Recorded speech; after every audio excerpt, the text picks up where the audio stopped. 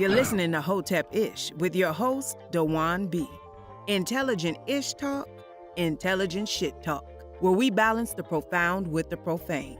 Political satire, celebrity and expert guests, information and entertainment, conversation and solutions. Leave your feelings at the door.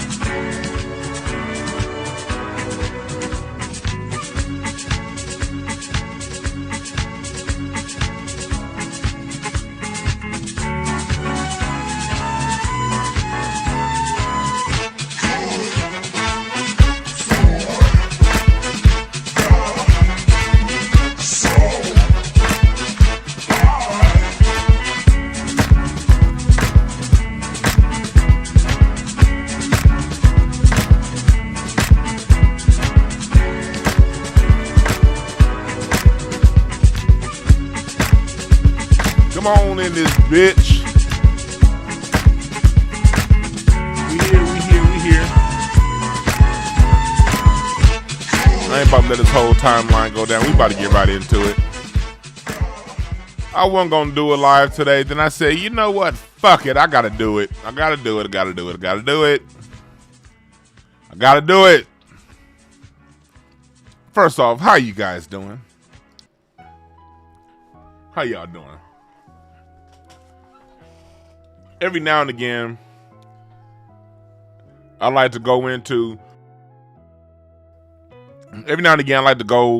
I don't comment too much. I don't respond to too many people who comment on my social media or on YouTube or whatever.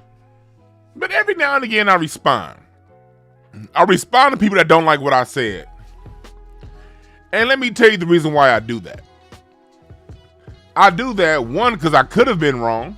I'm not always right. Much love to you, Miss AP, Star, Lady B, everybody in here. What's up to y'all, Quanez?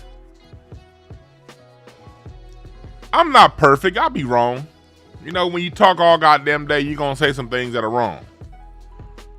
So I can take that. But every now and again, I go to at least ask the people who say I was wrong about something, or Dwan, you're this, or Dwan, you're that, to find out, okay, maybe a player fucked up. But when you get to what these dudes are saying I'm wrong about, or people say, it all comes back to how they feel, not necessarily about what I said. And that made me be like, do people really read what's going on in the news and make it about themselves? Especially black. Why? Black people, why? Why do you make things that happen on TV, on the internet, on social media, whatever? Why do you make it about you? First off, we don't know who the fuck you are. Nobody does. Nobody knows who I am. I got a few thousand people that listen to me, but I ain't shit. When you compare it to the 8 billion people on this planet, they ain't a goddamn thing. People like making things about themselves. And let me tell you a general rule of language and English and communication. The minute you make a situation that ain't got a damn thing to do with you, about you, you've already created the fatal flaw that's going to have a deep, permanent misinterpretation of the situation.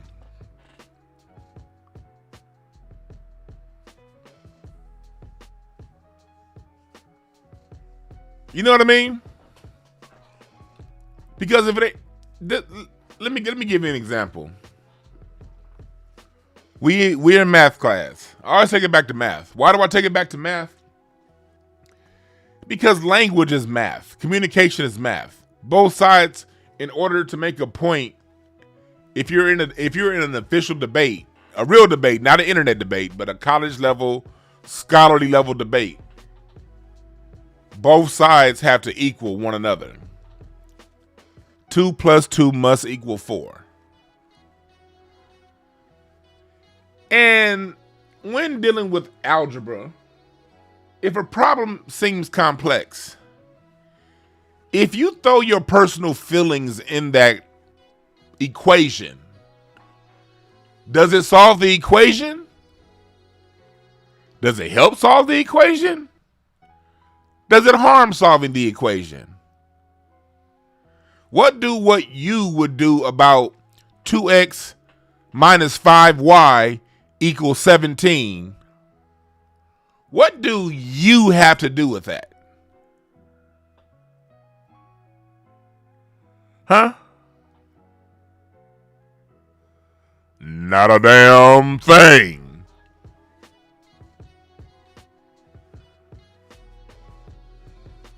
What's up, Dr. Senator? I'm sure Dr. Senator look exactly like that nigga's picture.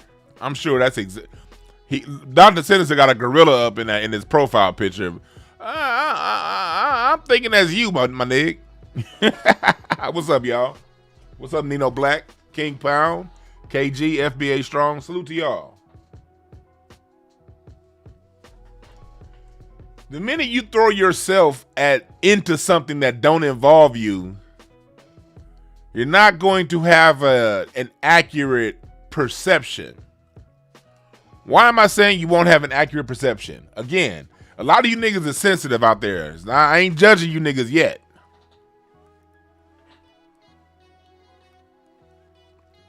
But from my point of view, when I talk about things that happen in the media, happen in the news, I talk about it from the standpoint of I want a solution.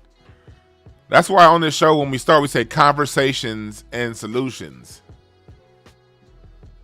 In order to have a solution, or at least a halfway accurate depiction about what's going on in the world around you, you can't involve yourself. They teach us that the first day of debate. If you ever took a debate class, if you ever take any kind of communication course, Communication 101, the first thing you do when assessing a situation that has nothing to do with you is remove yourself from it. Why did I title this show This Ain't About You? It's a whole lot of niggas. I was watching Kwame Brown's video earlier today. I couldn't watch no more than 5 minutes of it. And I like Kwame Brown. I like, and yes, I've observed since day one his conservative slant. The fact that he was once cool with Tommy Sotomayor said a whole lot.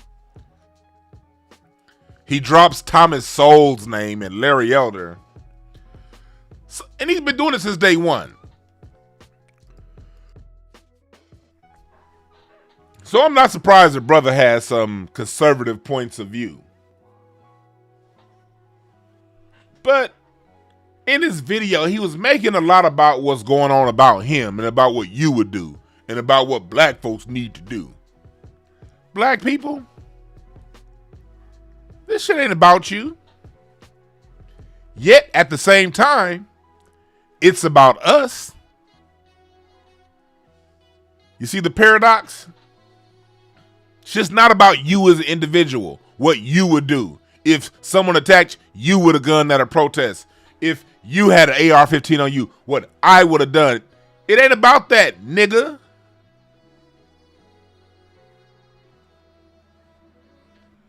Because the minute we put your black ass in it and you say, if I were walking down the street with an AR-15, nigga, you would have got shot. End of story.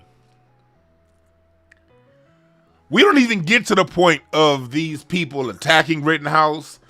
We don't get to the point of even knowing one of the dudes that attacked Rittenhouse was a pedophile. We don't even get there. Pull up to a protest, because I'm sure there's going to be plenty of protests going around the country right now.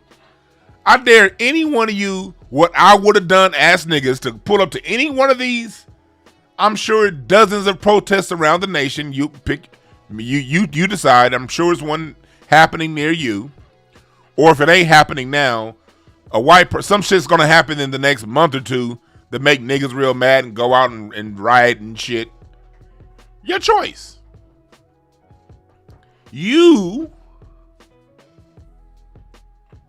get off your ass, go out there with a rifle, AR-15 preferably, and say you're patrolling the streets. And you see what happens.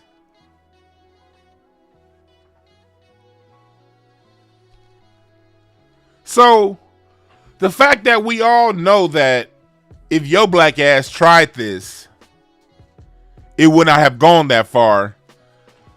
By simple deductive reasoning, we can surmise or conclude that it doesn't matter what you would have done, nigga, because it ain't about you. You would have been dead. Tamir Rice had a play gun. What happened to him?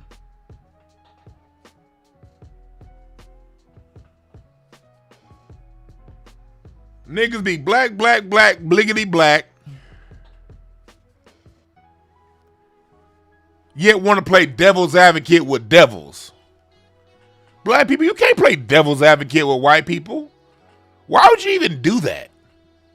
Why would you play devil's advocate with the devil? Why would you ever advocate for the devil? Even if you do agree. Why would you publicly advocate for the devil and play devil's advocate? If you playing devil's advocate, what does that make you?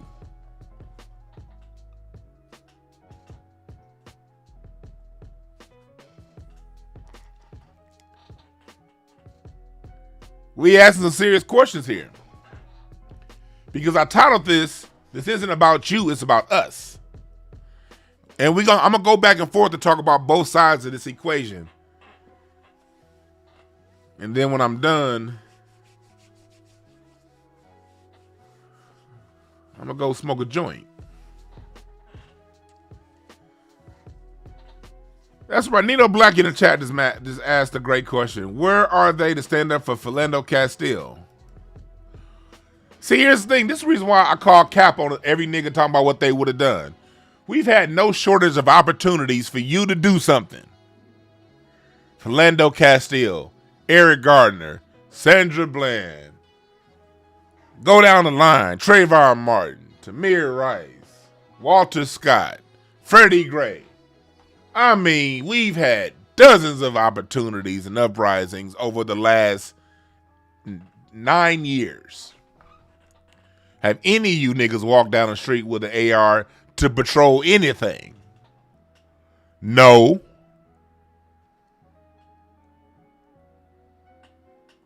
No. You ain't done shit. So on the second level, not only would you have not done anything like he didn't, you ain't gonna do nothing. You've had the opportunity and you haven't done anything. So why would you make it about you?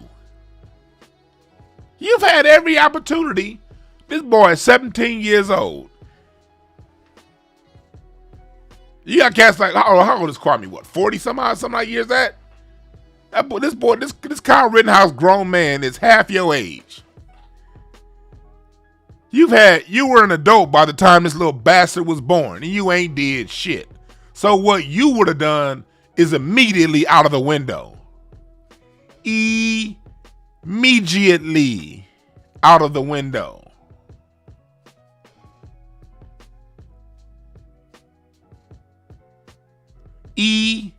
Immediately. Because you ain't done it.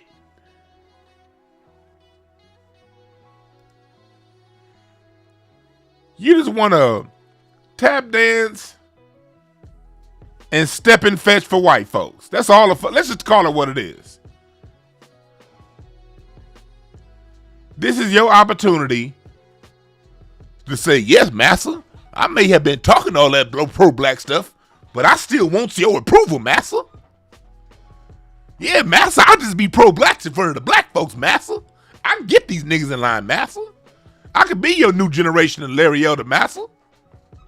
That's all the fuck you doing. We see through it and it ain't cool.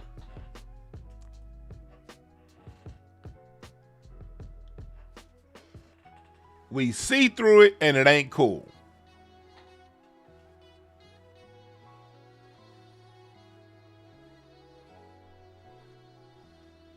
Another thing we ain't gonna do is conflate this about what's going on with the rappers either. That's a whole nother subject.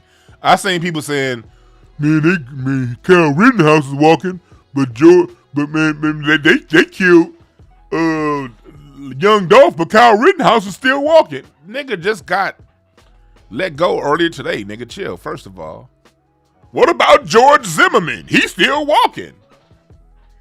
If you that concerned about George Zimmerman, you go kill him then, nigga. What happens on the streets is street business.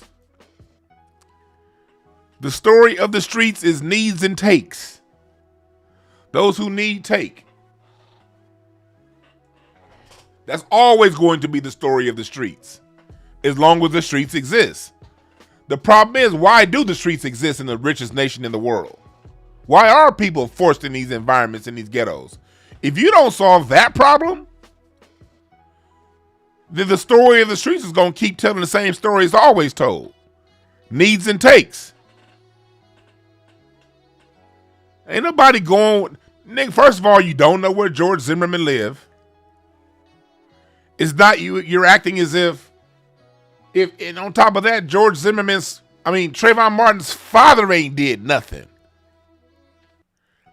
If the father accepted his son's fate, what are niggas running around Memphis, New York, LA, Chicago gonna do if the father accepted it?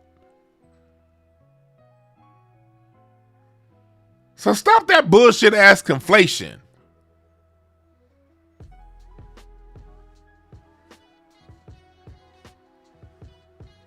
Stop it. You niggas just trying to sound like you saying something wise. That don't mean, man, shut up.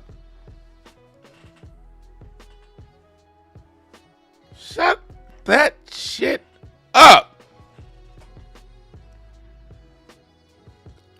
like to cry for no goddamn reason.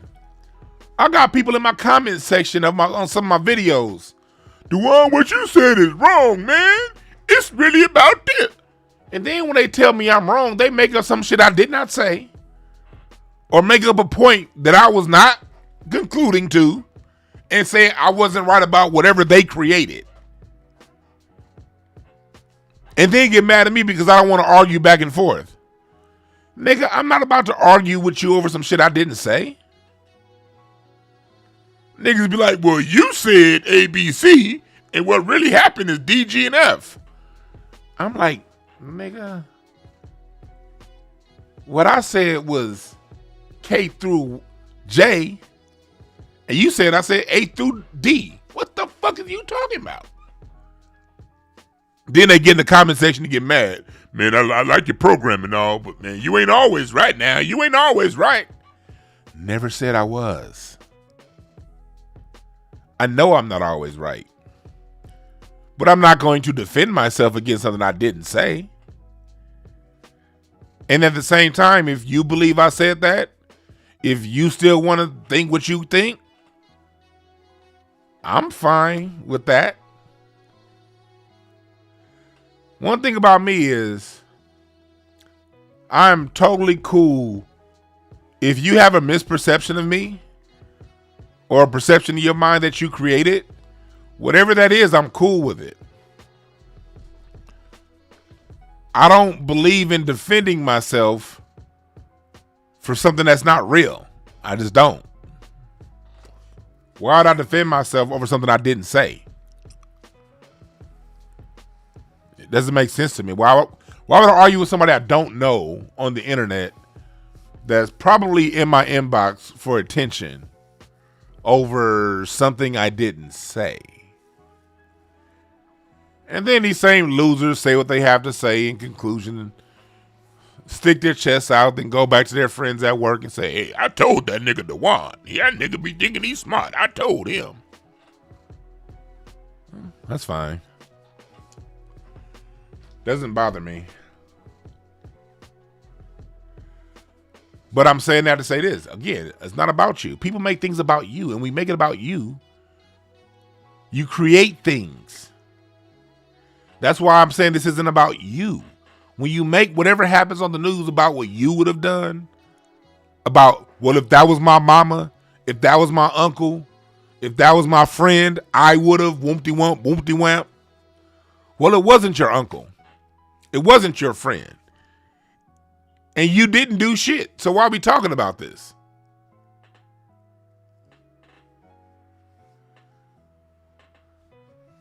That's my question. What's up, brother Baba Rashawn? Peace and love to you, my man. The elder Baba Rashawn live in the chat room. I love that brother. I love his points of views on things. Salute to you. Yeah, that's right, Melanated Brown. People like to create drama. People love creating drama. Are you saying whoopty-whoopty-whoopty-wham? No, nigga, I'm not saying that. You said it.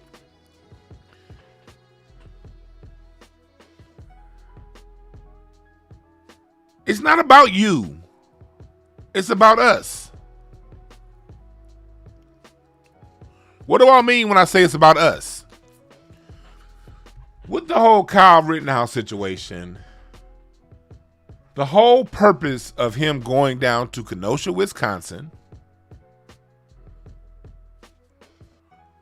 was to patrol, quote unquote, an uprising over a black person getting killed.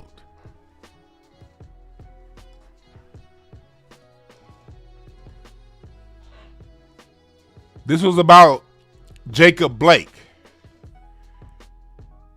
If what happened to Jacob Blake never happened, Kyle Rittenhouse isn't going to Kenosha, Wisconsin from Illinois.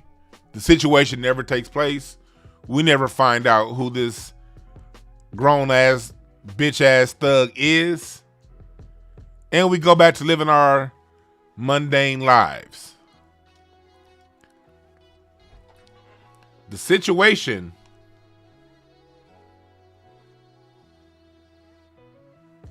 was about Jacob Blake. Kyle Rittenhouse said that I'm going down there to shoot me some niggas. Now, that wasn't allowed to be said in court because the judge from Nothing But Trouble said it wouldn't be allowed to. Sorry ass judge didn't remember that movie Nothing But Trouble?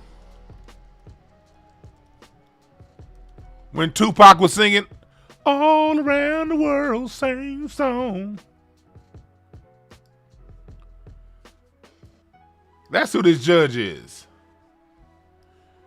Every time goddamn Kyle Rittenhouse says something or the judge is ready to defend him, this nigga was looking like this at the jury. You got the judge from Nothing But Trouble allowing, basically being a de facto defense member for Kyle Rittenhouse.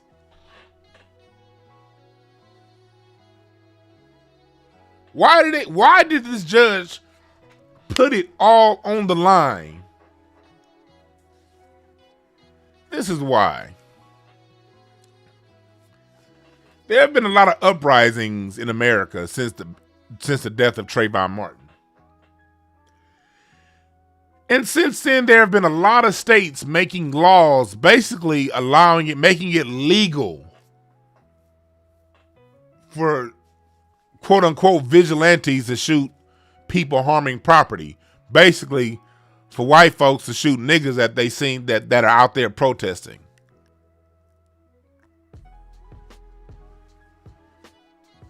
This country's right now really trying to make it legal to pick niggas off when protesting. But like this country always does since its inception in history, it always starts with white people. Remember this. The European has been fighting amongst themselves for thousands of years, long before they came across us.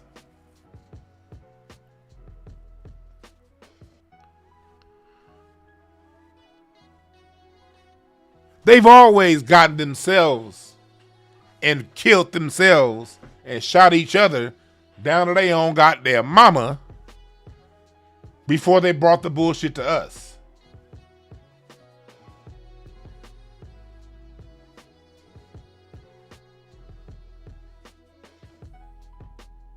You know what I'm saying?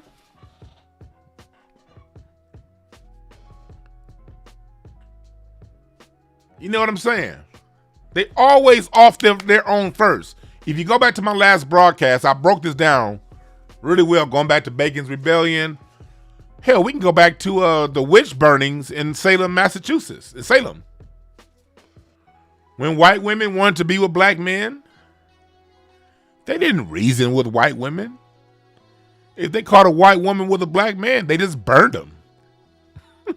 Burned them at the stake. Stick a piece of wood through them. Set them on fire.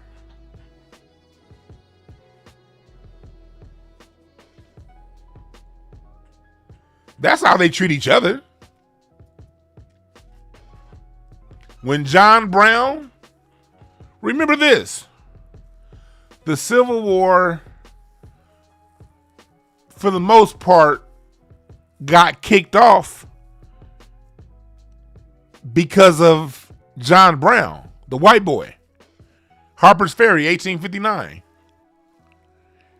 He got his children and a bunch of black folks to raid Harper's Ferry,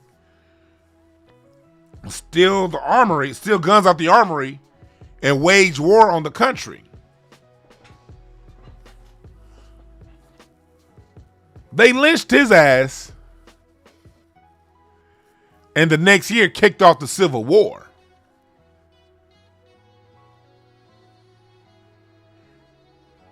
They've always. What we're living here in Black America, we're living their reality. We're not living our reality. Our reality ain't a history of murdering each other and doing all this dumb shit.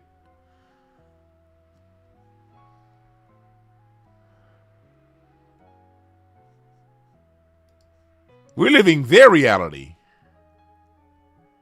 in their country. I put up a post earlier about Schwerner, Cheney, and Goodman. Cheney was black. Schwerner and Goodman were white. Killed down in Mississippi.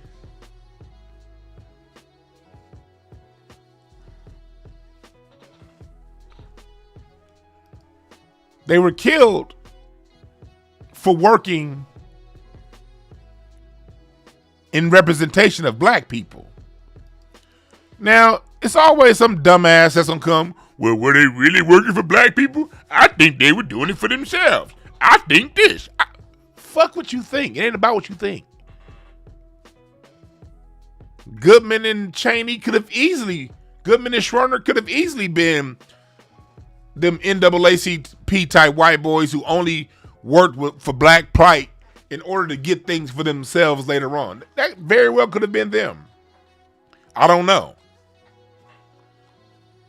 I only stick to what I do know.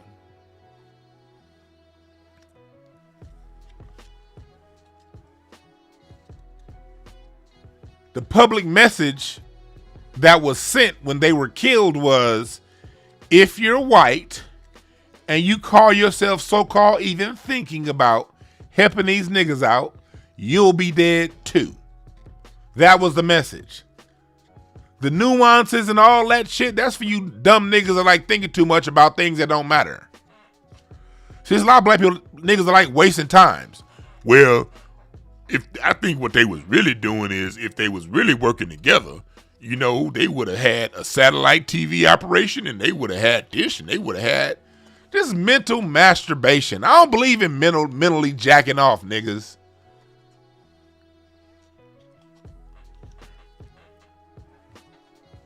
White supremacy has always worked through messaging. You don't help niggas out. If you do, you'll die. Plain and simple.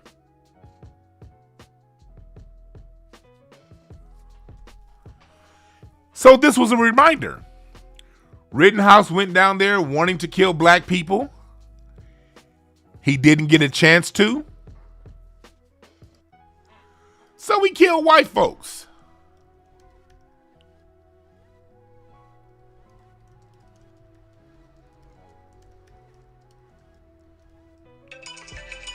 Hold on, my wife calling me from the store. Hold on 1 second, y'all. I'm turning this music up real quick.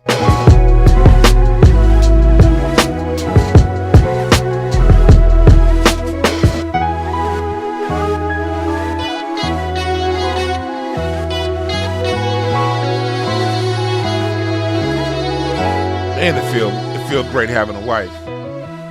Now that we coming up on these holiday seasons. My wife gonna be having this house smelling good than a motherfucker. And all you niggas sitting at home single, with all the fat jokes in the world, are gonna be sitting at home single, playing with your meat. Wishing you had somebody to do what I got. But that's another story.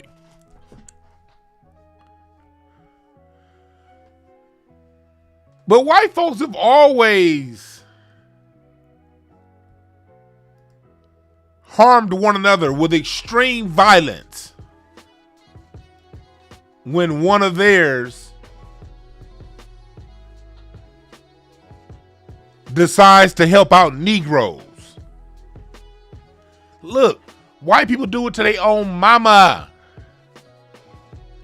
Look at how they treat their own mother with the feminist movement. White women need a whole separate movement to get some goddamn rights because of the son that they raised, the man that they married, beats them, harms them, under-resources them, marginalizes them. This is their story.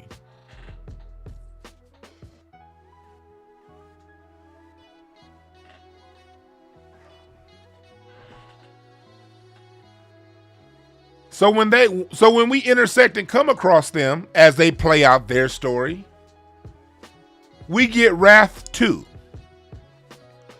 What this little Rittenhouse boy did ain't nothing new.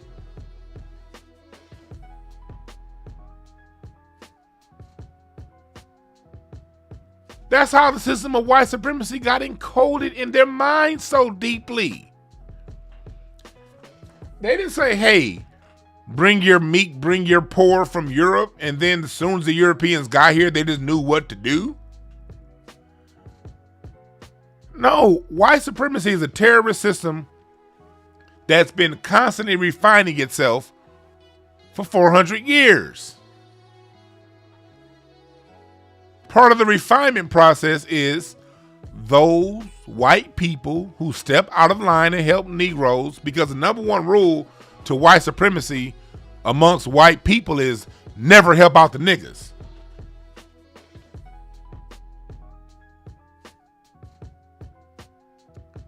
The minute one of them helps out the niggas, that person is going to be publicly reprimanded as a sign to everybody else. Publicly. This can happen to you if you decide to go help the niggas.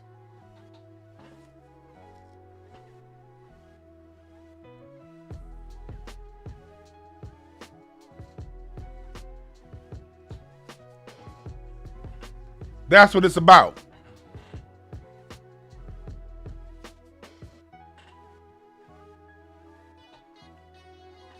That's where I say it's about us.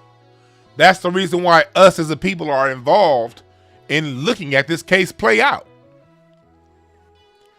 We saw the shit that judge was doing.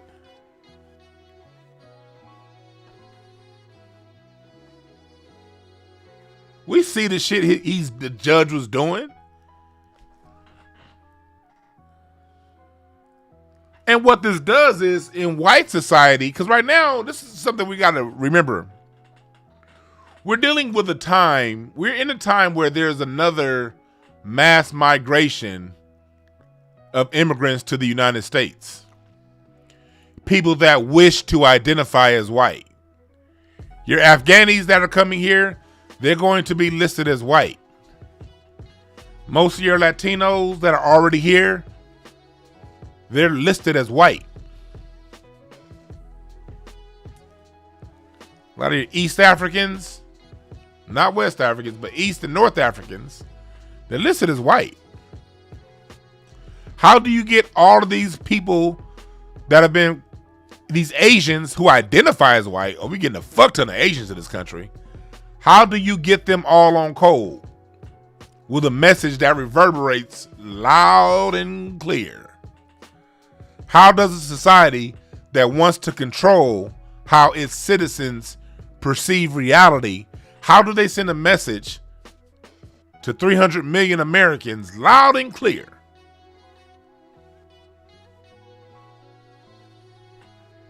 You put a case like this on national TV.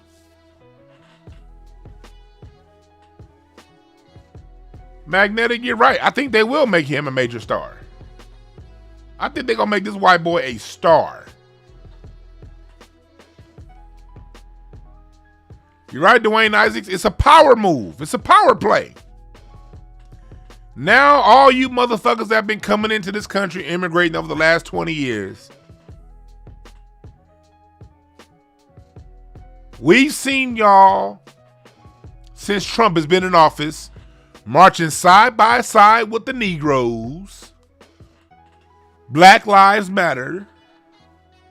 All you white folks, it's been more you white people marching with Black Lives Matter than black people. How do you send them a dog whistle message that's understood loud and clear?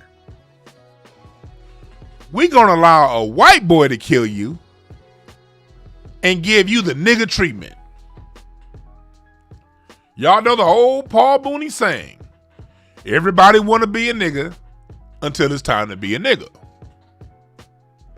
So you got all these white boys that for the last 20 years has been walking around listening to hip hop, arguing with their 1 or 2 black friends about their top 5 rappers, growing up in an America that since the 90s, black people are the face of. Now, we've always been the face of America. Don't get it twisted. Back in the 80s and before that, they could still play as if, you know, rock and roll, white music was still the best music. They were lying. You know, and plus the 80s had cooler white boys. Like Zach Morris from Saved by the Bell. That was a cool motherfucker right there. You ain't had a cooler white boy since Zach Morris from Saved by the Bell. That's like one of the last cool teenage white boys out there. Mel Gibson was on top of the game back in the 80s. Phil Collins was at the top of the charts. Larry Bird, you could still argue, was the best player on the planet. You can make that argument at least. He wasn't, but you can make the argument. But when the 90s came, it was clear Michael Jordan was on top. It was clear the 2 best TV shows on TV was Martin and Fresh Prince. It was clear rap music had taken over. Tupac was bigger than Bon Jovi. It was clear. White folks losing control of this country. So you have white kids that were born in the 80s, born in the 90s, that are now adults. And all they've seen cool come out of America had a black face on it. How do you get these white people in line? How? Now, since the death of Trayvon Martin, since the election of Donald Trump, especially, a lot of these white people who grew up in this black world are out there fighting against their own government.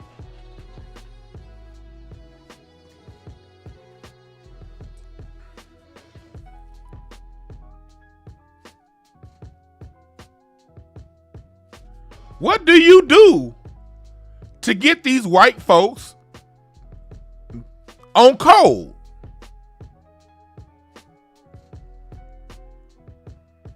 You kill a couple of them. Remember, the same thing happened with Heather Heyer in that rally that Unite the Right rally in Charleston. Heather Heyer got run down by a white extremist motorist.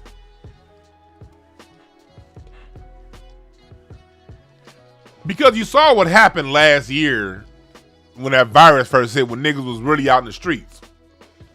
Remember that one white boy with the machetes in Atlanta? He had these 2 machetes thinking that he's the Legend of Zelda. Remember they stomped that motherfucker into a pretzel?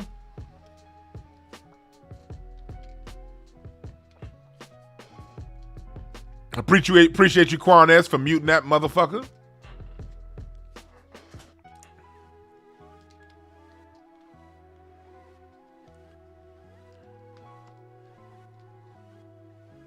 In order to get white people on code with the system of white supremacy, you kill other white people.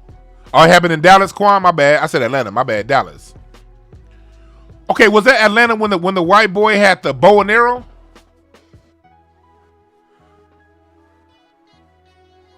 Remember that one old white man that had that bow and arrow at the black protest? And niggas went up and yanked that bow and arrow out and fucked him up? See, white folks saw that too. And they took their punk asses back inside and didn't challenge niggas.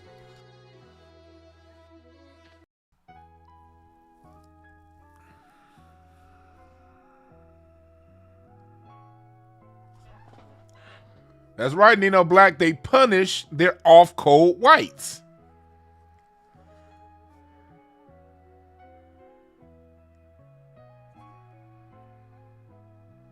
So, since white folks have been the main ones in 2020 out there protesting, there needed to be a dog whistle loud and clear to other white people. You can get it too.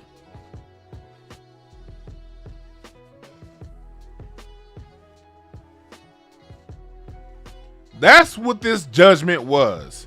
This was a dog whistle from white people to white people. If you go out there and rustle and tussle on the behalf of black people, you can get it too. Mind you, like I've always said before, the fights between white folks and their ethnic groups goes back thousands of years before they met us. The Vandals versus the Visigoths, the Anglos and the Saxons versus the Franks, the Huns. All these motherfuckers did for thousands of years was go throughout Europe and Asia killing each other.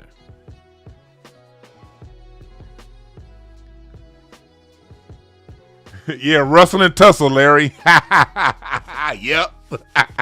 I said it.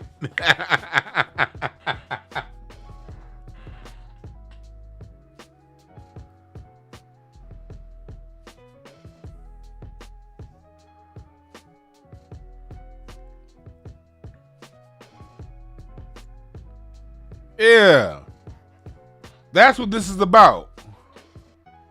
That's right, Larry. We need to treat off-code niggas similarly. It'd be great if black folks, see, I don't mind white folks doing that, because ultimately it's for their survival.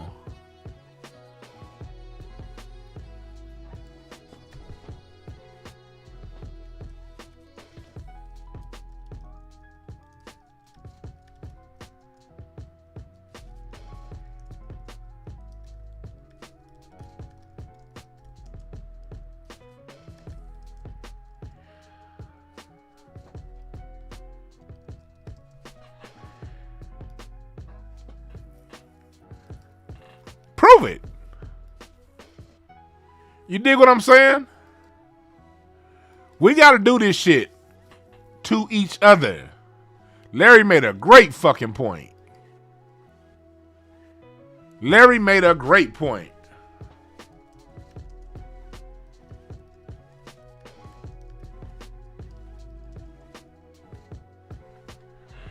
It'd be great if we start doing this shit to each other.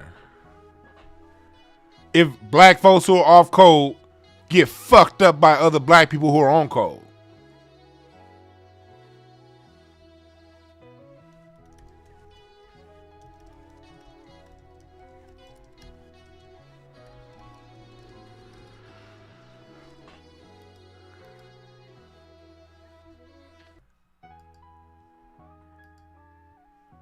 Because white folks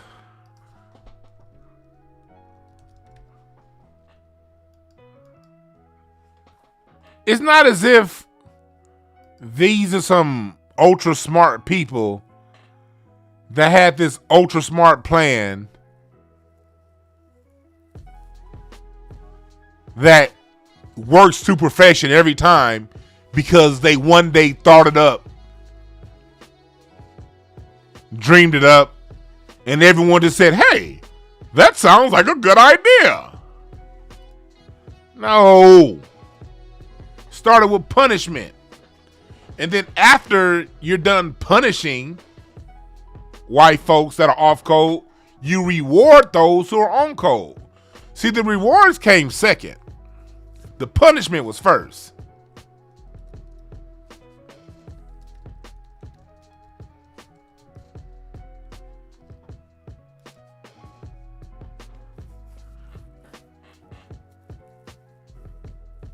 Human behavior is predicated on rewards and punishments.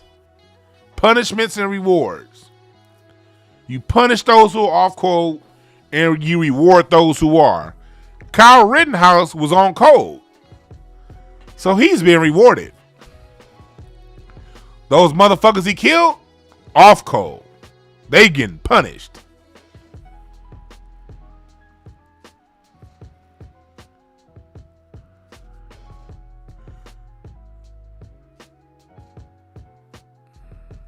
Somebody said, how do we get black women in code? You get yourself on code first. You get your shit in order. That's how you get black women on code. Get your shit in order. I ain't never had it. Me personally, I've never had an issue. No woman I've ever dealt with, whether it be my wife or any other girlfriend I had before her, I've never had any issues with off-code women because my shit's together. And if my shit's not together, then I stay single. I was single for like a long-ass time before I got my wife, like good 10 years. Because my shit wasn't together. Don't worry about if black men get their shit together and care as much about the society as we do LeBron James, the women will fall in line. But as long as niggas are going around working security guard jobs, having more passionate arguments about LeBron James and their top 5 with Jay-Z and defending white boys who are killing people, then the women are going to keep doing what they do. That's how we get the women on code. Get yourself on code first. I don't deal with off code women because my shit's together. I don't have to. The only niggas that got to deal with off code women are the ones who have to because your shit ain't together. And this isn't talking about you in any negative kind of way. It's just a call. Get your shit together. And you'll never have to ask that question again.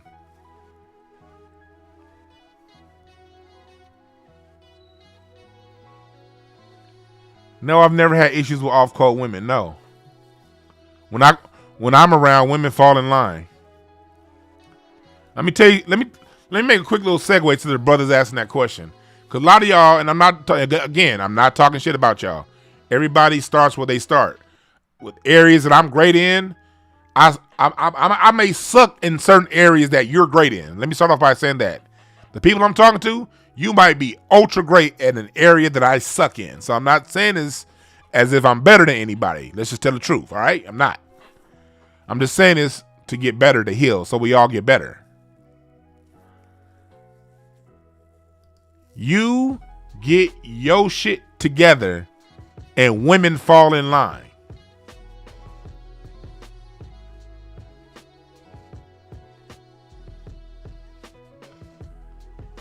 When your shit's together, women shut the fuck up and fall in line.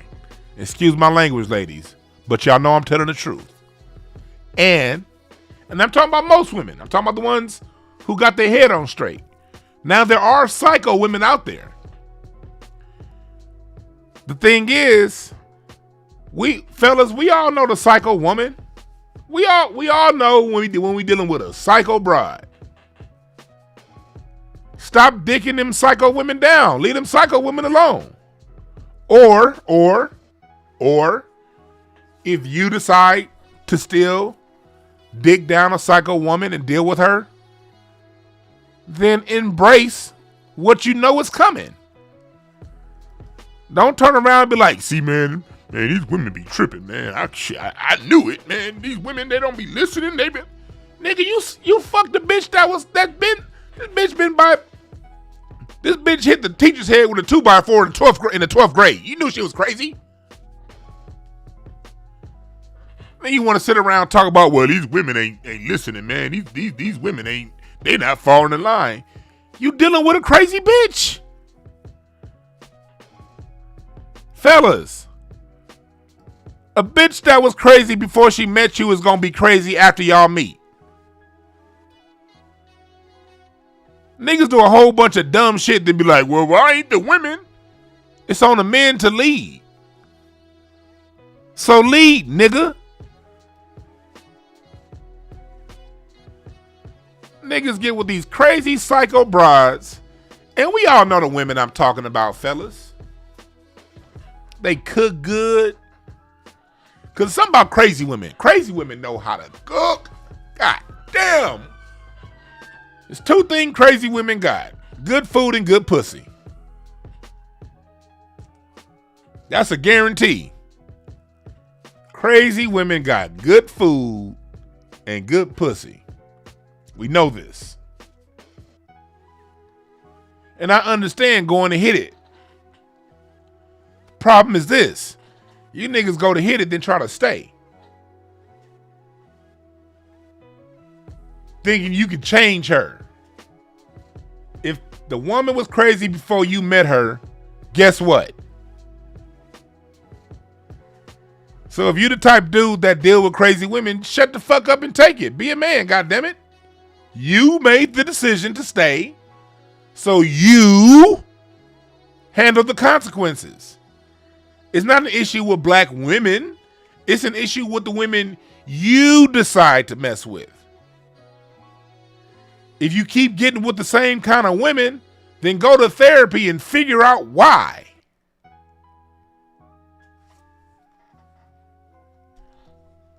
But if you're not dealing with a crazy woman, if you in command of yourself, have respect for yourself, taking care of yourself, you know, you don't need to be making hundreds of thousands of dollars either. You don't.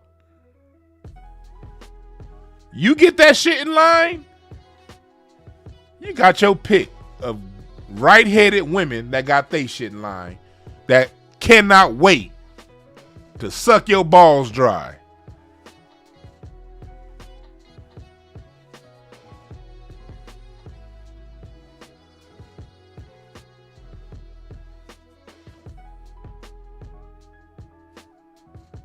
That's how it goes down. You're right. Then you have a baby with these old crazy chicks and then be like, man, these bitches they really ain't shit. Okay, why would you hit a crazy chick raw consistently?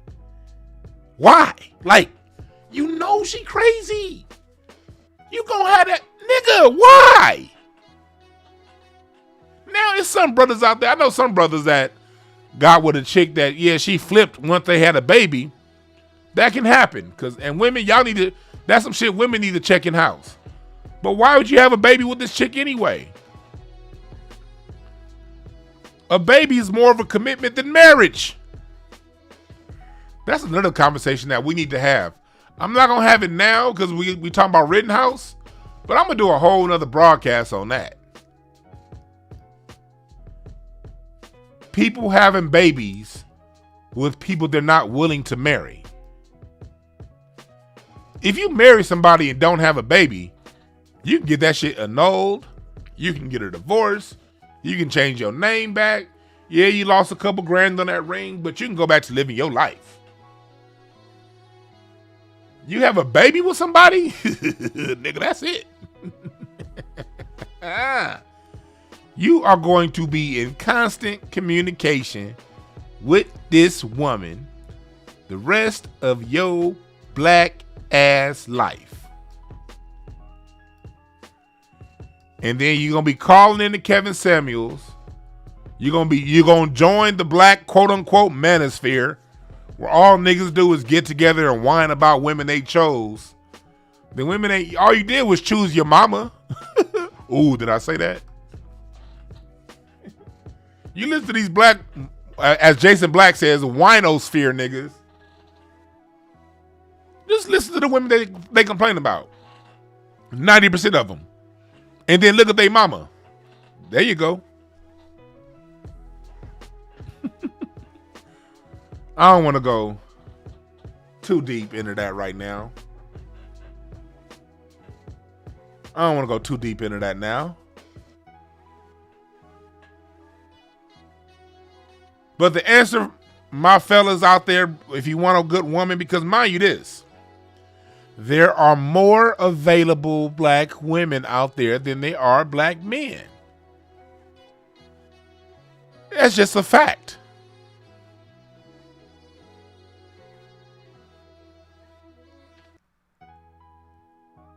If you can't find that right one, it's two things. Either you just want to be single, you don't really want to find that right one, and it's ain't nothing wrong with that. Ain't nothing wrong with wanting to be single the rest of your life or not wanting to get buckled down. If that's you, then that's cool too. Ain't nothing wrong with that. But if you one of them brothers that do want to get buckled down You got your pick, nigga. Look, first of all, you got all these niggas that's in jail. 2, you got all these niggas that care more about LeBron James and Jay-Z than they really do women. So you can X them niggas out of the equation. You got bored men out here that are turning gay like a motherfucker all the goddamn time. Seem like every day I wake up, it's a new gay motherfucker walking down the street. Nigga, why you switching? Fellas, right now, nigga, sometimes I wish I was single. I'm glad I'm married. But every now and again, I'd be like, ooh, this is a great, if I was single, ooh, it's a great time to be single. All these men walking around openly shit dicking.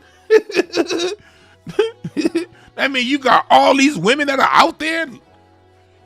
And at least half the women that are single got their head on straight, fellas. At least half of them. Let's say half the women are crazy. Nigga, you still got your pick of non-crazy women.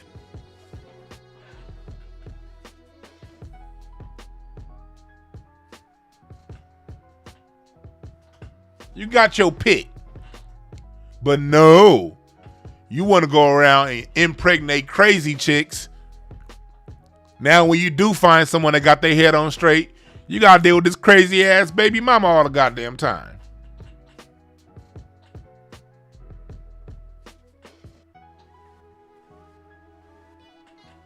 That's right, Larry. It's so many out here, dog. It's so many. It's so many women out here, boy. Ooh. Ooh. For you to be a grown man complaining about this smorgasbord of women that's available on the market today? There's something wrong. Oof. Brothers, we got counseling. Do I need to start a Patreon or something just for the fellas so fellas can heal and put themselves in line to scoop up one of these beautiful women walking around here?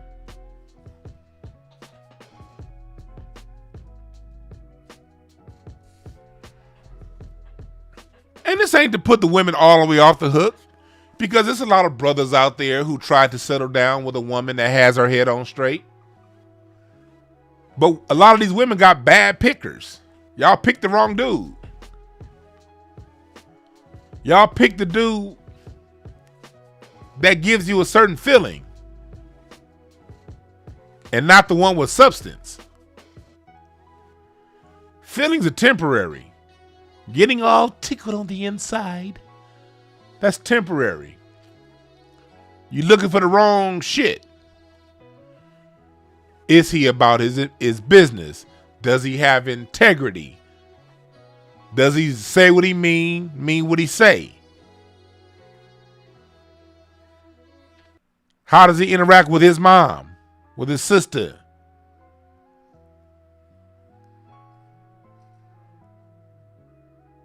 A lot of these women looking for the wrong shit. But no. You want the man that look like he got a certain level of money. The man, like women, y'all got spidey senses. Y'all know the ones that can go ahead and get your ass shaking in that bed. You feel it. But here's the problem, ladies. 20% of the dudes are fucking 80% of the women. That 80-20 rule goes everywhere. 20% of the niggas out here is sweet dicking everything. The other 80% of these niggas walking around here frustrated. Or they may have 1 or 2 chicks that they deal with at a time. A girlfriend here, girlfriend there. They would like to date you. They would like to get with you. But he just don't excite you the way Daryl Dickdown excites you over here. See, ladies, it ain't nothing wrong. Look, if you want to get your cookies ate up and smashed right, cool, go ahead. But y'all be trying to marry that nigga. And that nigga ain't never once indicated that he has the slightest desire to marry you. He just wants to fuck. He never even lied to you and said he want more. He just smashed good once or twice, and then women create this whole fantasy in their head about what they want this man to be. instead of taking him for what he is,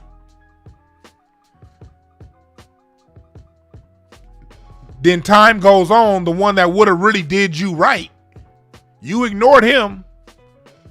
Now he's moved on. He's dating another black woman, or hell, he may have moved on and started dating a Latino or an Asian or a white person.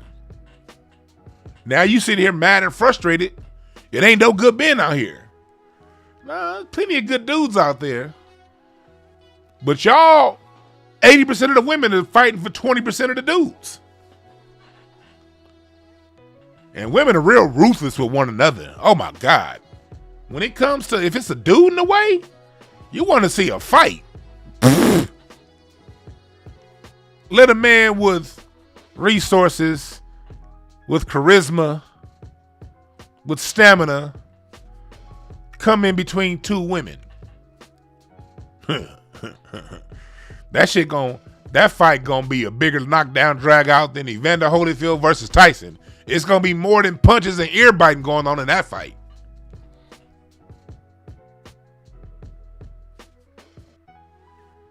We telling the truth 360 all the way around. We need to solve these fucking problems, and we need to solve them now.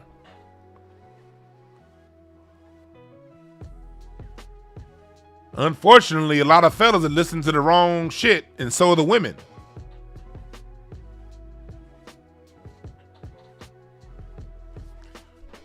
A lot of bad advice. A lot of people following a lot of bad advice. Black people, we have a communication problem. There is a communication issue within our society. We all want the same things, but it's not being communicated to one another amongst one another properly.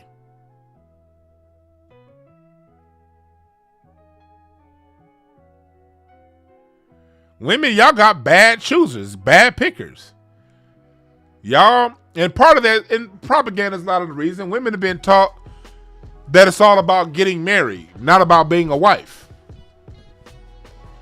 You grow up watching Snow White and what's that other worthless bitch from Disney? What's her name? The one that had her heels. She had the little. There's no place. She didn't want to have the little glass slipper. What's her name? Which one is that? Cinderella? Which one is that? Women been taught it's all about the wedding. And I know some people personally going through this right now. Good dudes paying out the ass over a woman that's making it about the wedding.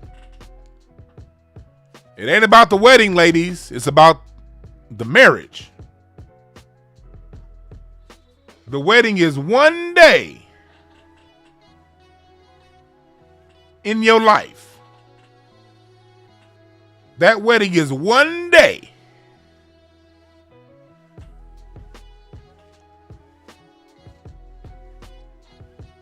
You got to be a wife the rest of that time.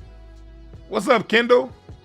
For you brothers that I was talking about, y'all having these issues, ladies too, you know you got hangups. Kendall Cobb is in the chat room right now. Holler at her. Salute to everybody who already has. She's always talking about people from this show that went to Kendall. Thank y'all. Go to her. Go to Kendall Cobb in the chat room right now. Hit her up. She's a hypnotherapist. She will get you past your hangups, and she'll get you past your hangups really fast. This is not a paid advertisement. This is me doing it for the love. Kendall Cobb is a healer. She does exactly what we need in our community. Healing. And she does it fast.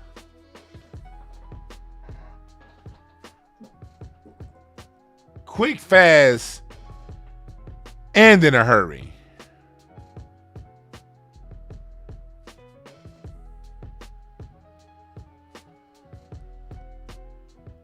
We got to heal ourselves.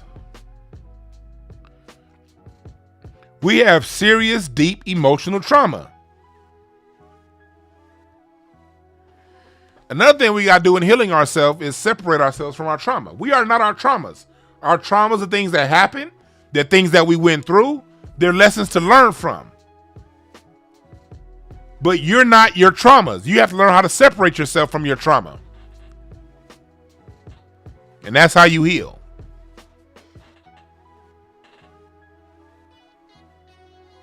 But we're here talking about this whole Kyle Rittenhouse situation and the fallout from it. Me personally, I never got involved too much in the case. Y'all didn't see me tweeting about it much. You didn't see me talking about it much. Why? God bless you, Dr. Randy Short. Salute to Randy Short in the chat room. I love him. I called Dr. Short yesterday just to check in on him. We haven't talked in a little bit. I'm proud to say I know Dr. Randy Short. Good dude with a passion for us as a people. And he ain't willing to ruffle feathers to prove it. Salute to Dr. Randy Short in the chat room. But back to this Kyle Rittenhouse situation. And then after this, we're going to talk about, I'm going to put a button on this, and then we're going to talk about your girl, Skamala. And President Buttface. But back to Kyle Rittenhouse. I didn't get too deep into this because, look, black people, we can't let what happens in the media, these things that play out on this canvas called life, you can't let it get in your system. You can't let it get in your blood. You gotta watch it like you will watch a play. It's just a play being played out in front of us. Nothing is as it seems.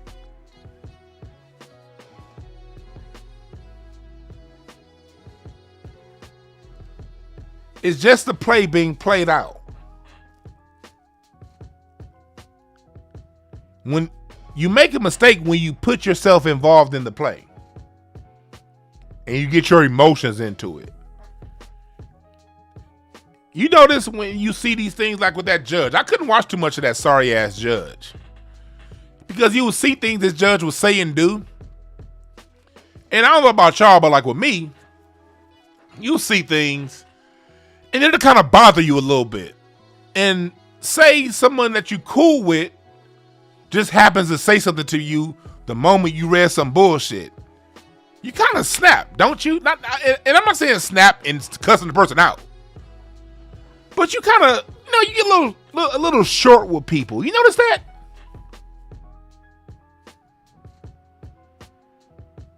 You see these things happening in the news that you can't control, and you start getting short with people that you love.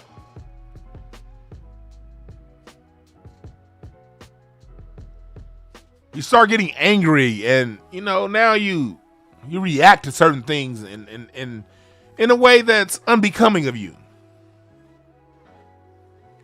You can't let this shit get in your blood. You guys gotta watch it. Because if you let it get in your blood, you're not going to come up with answers and creative solutions anyway when you make it about you. Man, if that was my cousin, if that was my sister, if that was me, now you stressed out, you mad, you have a deeply flawed error in perception that won't even allow you to see things straight anymore. And you're all hot and bothered, and ain't a goddamn thing changed.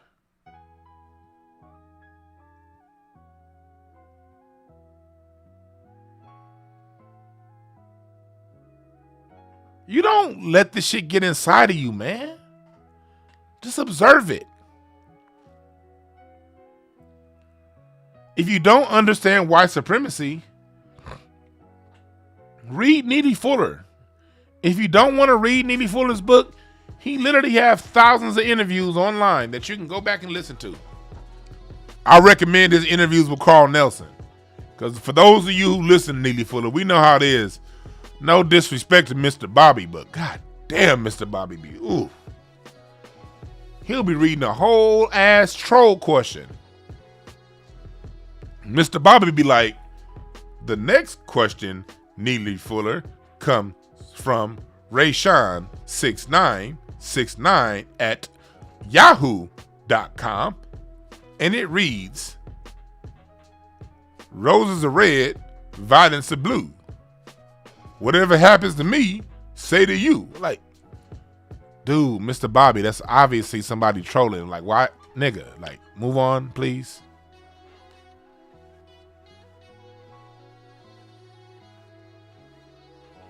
B. Polly, you say you think Mr. Bobby's gotten better? I don't. And I love Neely Fuller too, but I like Mr. Bobby, man. I don't have any issues with Mr. Bobby, but it'd be hard to listen to Neely Fuller with him hosting. Like, oh, we have a caller coming in. Caller from Worcester, Massachusetts. What's your question for Mr. Fuller?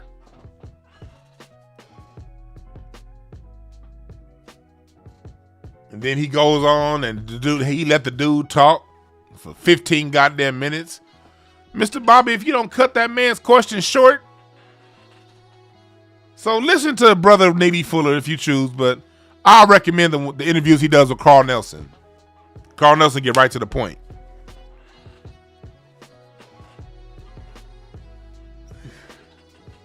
But back to what we talking about. If you don't understand racism, white supremacy, listen to Neely Fuller.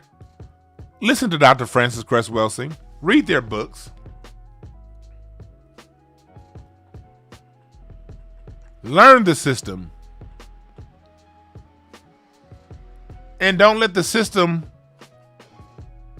get you off your rocker.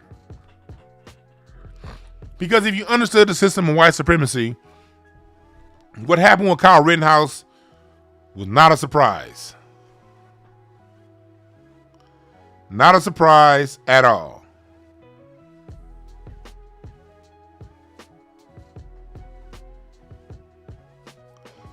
Not a surprise at all.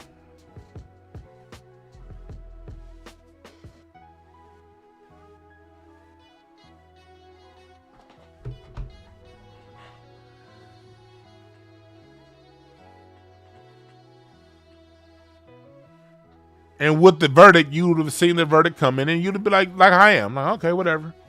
You see it for what it is. You see it for what it is. You can't do nothing about it. So don't let it control you.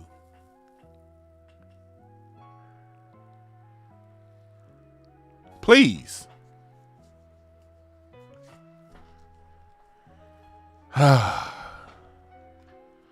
Now in other news, let me airdrop these screenshots I made for myself.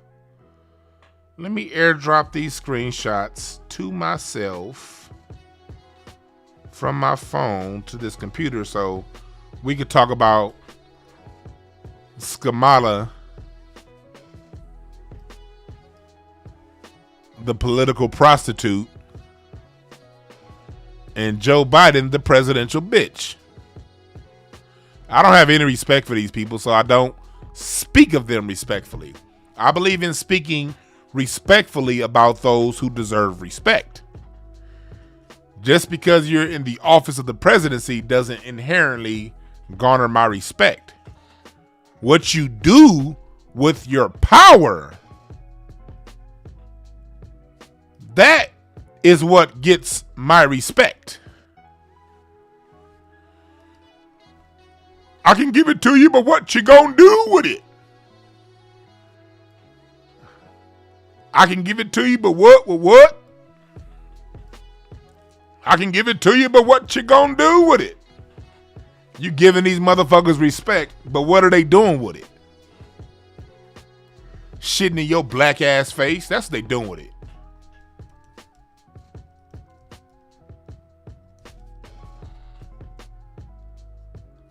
You giving them respect, But what are they doing with it?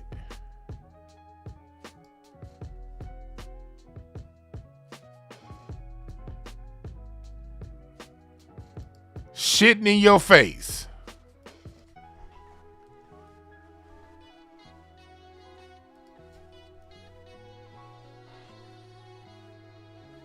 So I don't respect them.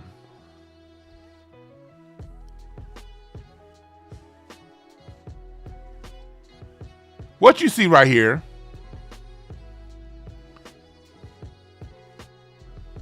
is a screenshot from NPR. Kamala Harris, first Asian woman to hold presidential authority. I think it's something deeper going on. Why did President Biden have to cede his authority to Kamala for a simple procedure? Okay. I don't know what else is going on, but it feels to me. Now, this is my feeling right here. I don't know. My conjecture. Something deeper going on.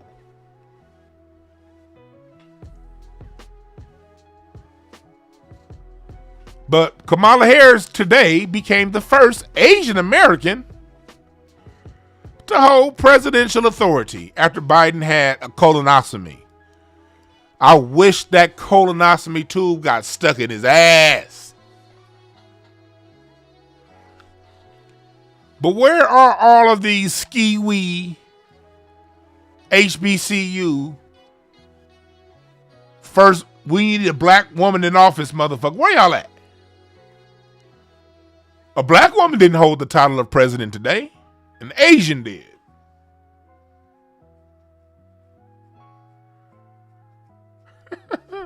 Played.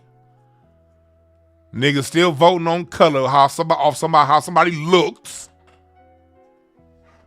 And getting played.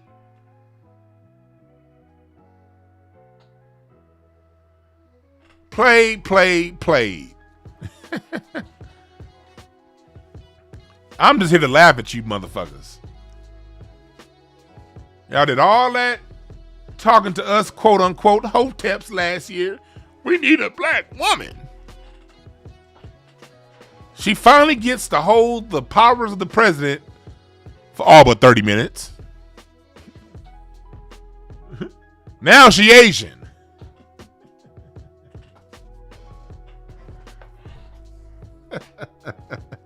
You right, Dr. Sinister. Was she wearing her Chucks and Tims? Where the Chucks and Pearls at? Or Tims and Pearls, where the fuck it was.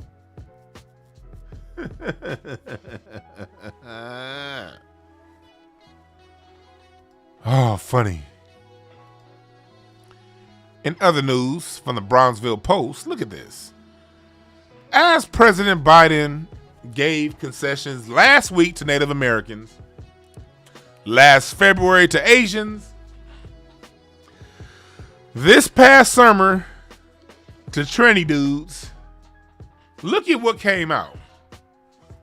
This is the total number of hate crime victims by race, nationality, religion, directly from the FBI. Look at this news. Anti-black crime, 2871. That's all was reported. You know, half the time black people get fucked up or get fucked with. They explain it away as not a hate crime. Oh, you were just in the wrong place at the wrong time, or oh, that person was mentally disabled. It wasn't about race. FBI are the first ones to not make it about race when it come to us.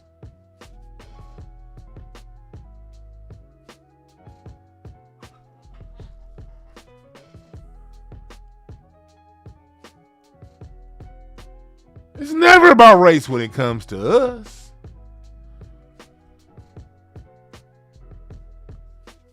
But even with that, look at the anti-black crime. Anti-white. Anti-Jewish. Anti-gay male. Anti-Hispanic. Add all four of those categories up, and you still don't have as much crime against those groups as you do black people.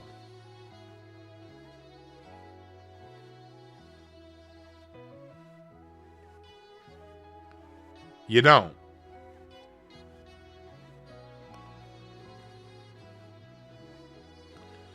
When you add up anti-white crime, anti-Jewish, anti-gay, see now, this is how they fuck with the numbers. White and Jewish are they're the same thing. Same thing. Anti-Hispanic, how many black Hispanics were listed within that? Anti-lesbian, gay, bisexual, transgender, it says the number is 306. For those of you, let me go back. Let me go down the numbers for those of you listening on, because a lot of people now listening to me on Spotify and Apple Podcasts. Everybody's not watching. So for those of you listening on Apple Podcasts, let me give you, and Spotify, let me give you the numbers. Anti-black crime, hate crimes, 2,871 reported in the year 2000. Anti-white hate crimes, 869 reported in the year 2000. Anti-Jewish crime, 683. Anti-gay male, 673. Reported incidents of hate crimes. Anti-Hispanic or Latino, 517 reported hate crimes. Anti-gay, bisexual, or tranny, 306 hate crimes reported. And if we listen to them talk, when you listen to all these pro-trans groups, they always say black people make up the largest percentage of transgender violence. So how many of these 306 gay, lesbian, bisexual, or trans were black? Huh? Anti-other race, ethnicity. This is basically every other race in America, not Hispanic, Latino, or Asian. 298. Anti-Asian crime, hate crimes by the victim, 279. 279 Asians were harmed during the year 2020, and they get a bill.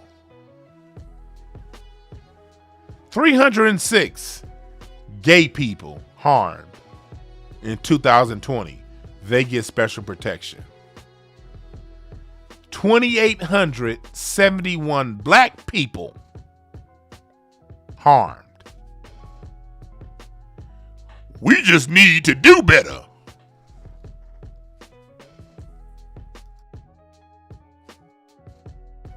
This is why I ain't got time for all these we need to do better ass niggas. Y'all don't read shit. And that's a good question, Magnetic. Where are the Asians and where are all these other groups that conflate their discrimination with black discrimination? Where are they right now to say, hey, we got our anti-Asian hate bill. Can we pass an anti-black hate bill now?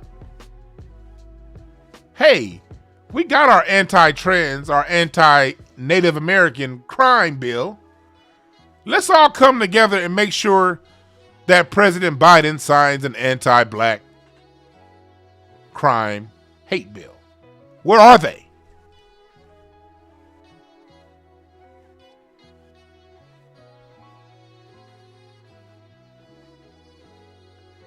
And because I hear the dissension going on right now. I hear there's some black person listening and saying that, well, still that number ain't got nothing to black people killing black people. Boyce does this, and I like Boyce Watkins. I ain't got no issues with Boyce Watkins. But he'd be the first one. In order for us to fix these things, we got to address the crimes in our own community. Question. Black people. Have you ever seen another black person running around saying that they're cool with shootings happening at their favorite cookie store? Their favorite liquor store? Do black people wake up and look forward to going down to the barber shop on the corner and saying, man, some nigga might kill another nigga today. Have you ever heard that? Have you ever driven down the street, walked and sat on your porch, heard gunshots down the street and said, man, oh, that ain't nothing. That's just a black person killing a black person. That ain't nothing for me to worry about. It's just black on black crime. I ain't never in a trillion years heard a nigga be in support of black people killing black people. Hell, as a matter of fact, black people be the main ones complaining to the police. Yo, I don't feel safe in my neighborhood. And this is something I was saying yesterday on Craig Facts. One reason why I don't mind going all the way there is because I know my record. I know where I've been and I know what I've seen. Salute to my mom. She's an angel. But my mom used to go down to the city council meetings with Nate Holden, who was our city councilman in South Central LA, before Mark really bitch ass Thomas was put in office in that same position. I was with my mom when I was 7 and 8 years old, going to Maxine Waters' town hall meetings when she was a state representative in California before she got in national office. I saw nothing but black people there. It was my Aunt Mabel that told my mom about that. And in the middle of South Central LA, back when LA was having the most murders of all time, I would get in the car with my mom, listening to gunshots, because mind you, I stayed 1 block down the street from the Jungles. I heard gunshots every goddamn night. And we were at these meetings trying to figure out what's going on. Not cool with it. Standing up, speaking up, saying shit.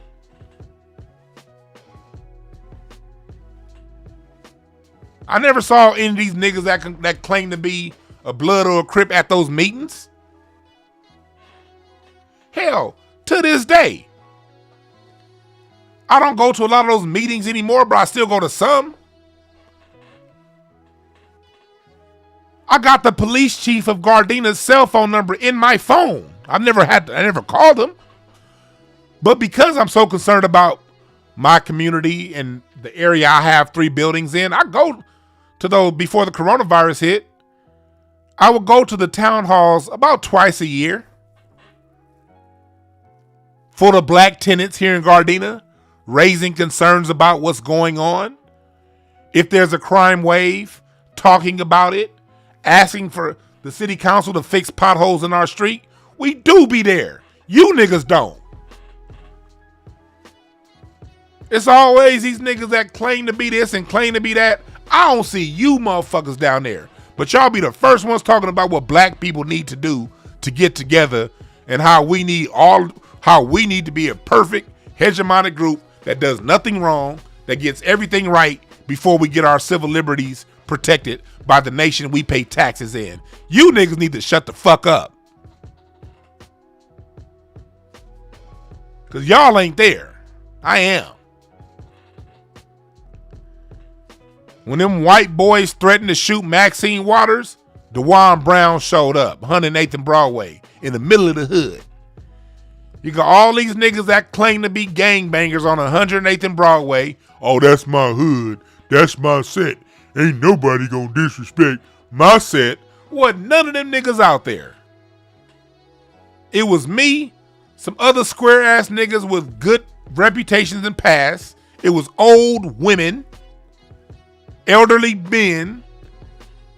It was the men of the community who showed up and said, I dare you white supremacists to come down here and fuck with Maxine Waters. And let me tell you one more thing.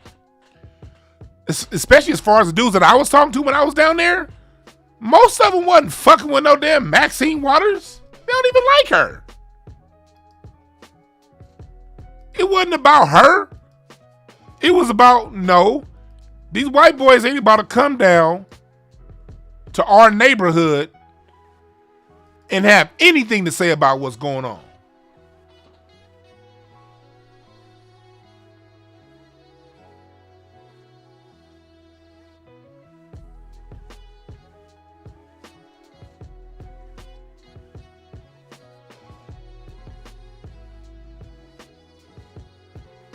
Leon Brown, dude, I know I'm speaking from a Southern California point of view. Of course I am. I'm in Southern California. What other point of view could I speak of from? Jeez. We don't need certain things mentioned. Shit. I know I'm from LA, yes. I say it all the time. But guess what? No matter what city you live in around this nation, the alderman running your borough, the city councilman, whoever, whatever label they have town hall style meetings. They have to by law, even if it's virtual online. What I'm saying applies in every city in America.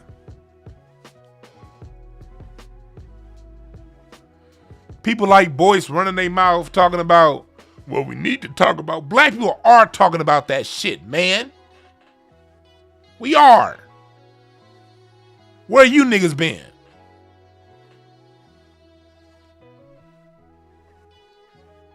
Where y'all at?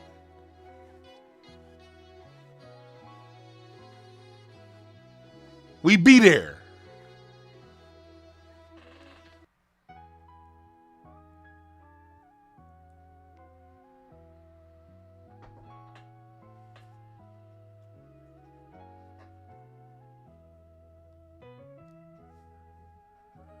Black people aren't cool with the criminal element in our society. We're not.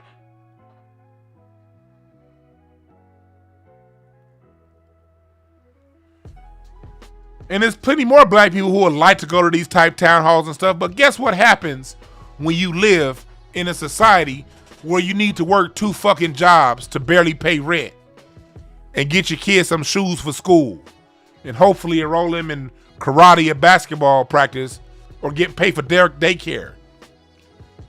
Those people don't have the time to attend those meetings because they so goddamn busy trying to make a life for themselves, living in a ghetto that they were forced to be in. Oh, because they work 2 jobs and don't have the time to make it, they gotta be cool with black people killing black people? No, they're not. They ain't cool with it.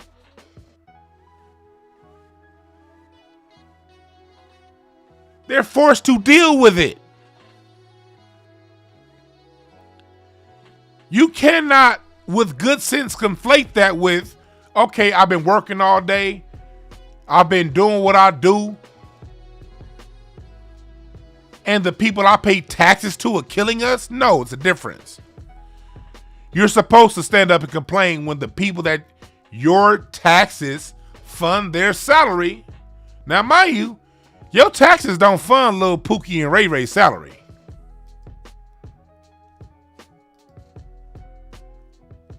Your taxes, now your taxes are funding a Section 8. Your taxes are funding them food stamps these niggas is on. But your taxes aren't funding them to do a job. My taxes are paying you to protect and serve. When you turn those guns on the people those guns are to be used to protect, yes, we got to talk about that. Because as long as I live in a resource deprived ghetto, crimes will happen.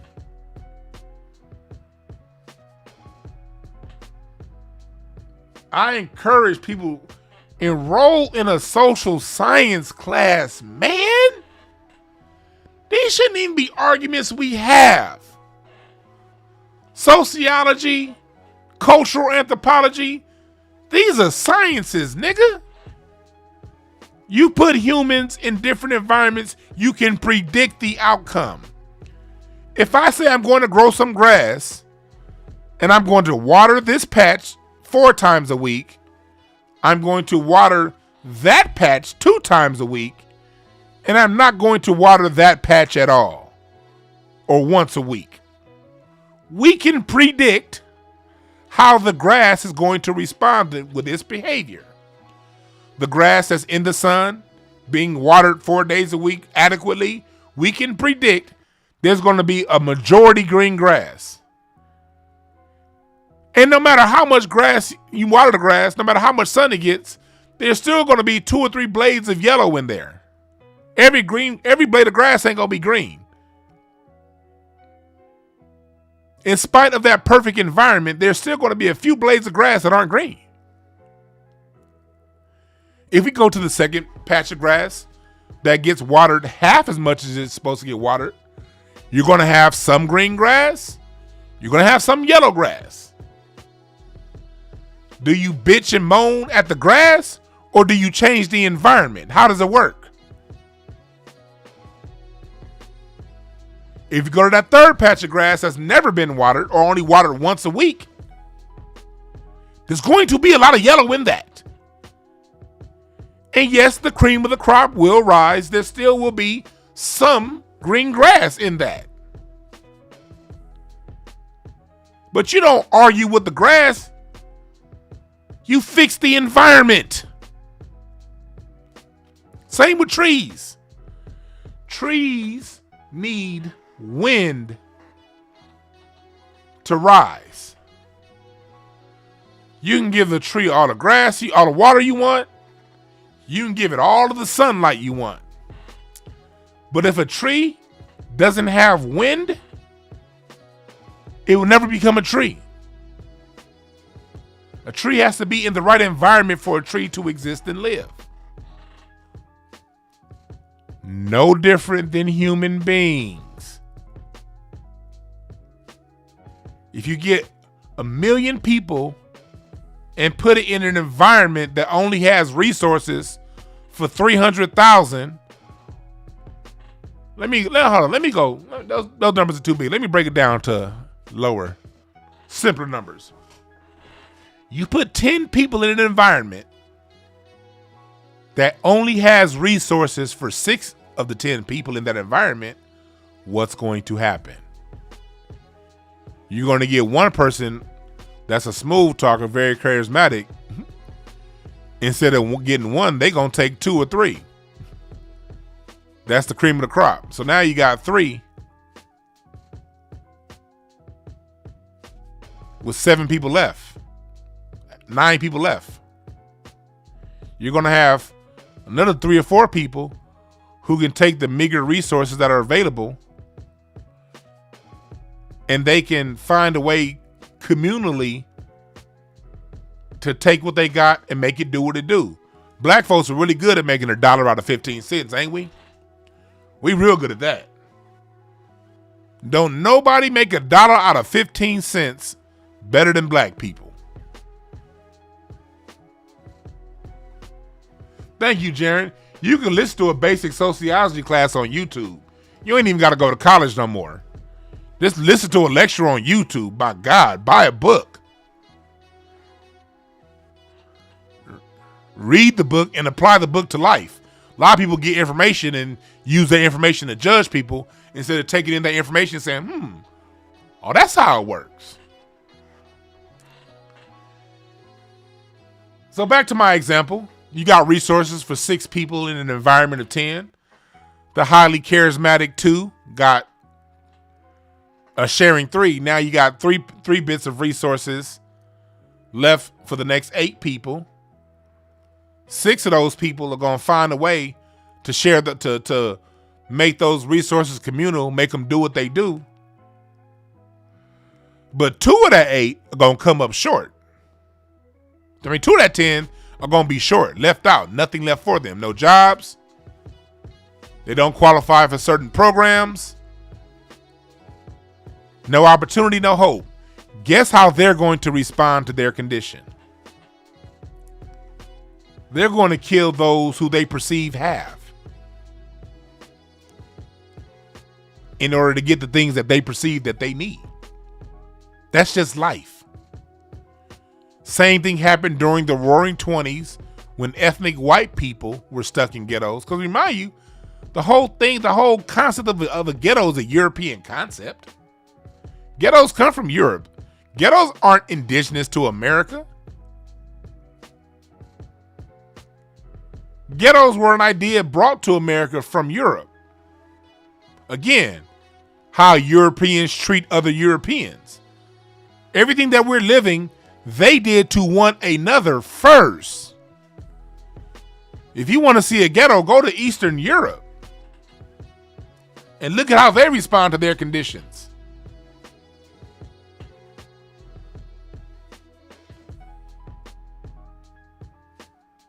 So no, we cannot stop black on black crime without first finding a way to stop us being forced in ghetto conditions. Because black people weren't shooting and killing and murdering each other back when we were on farms. Before the ghetto.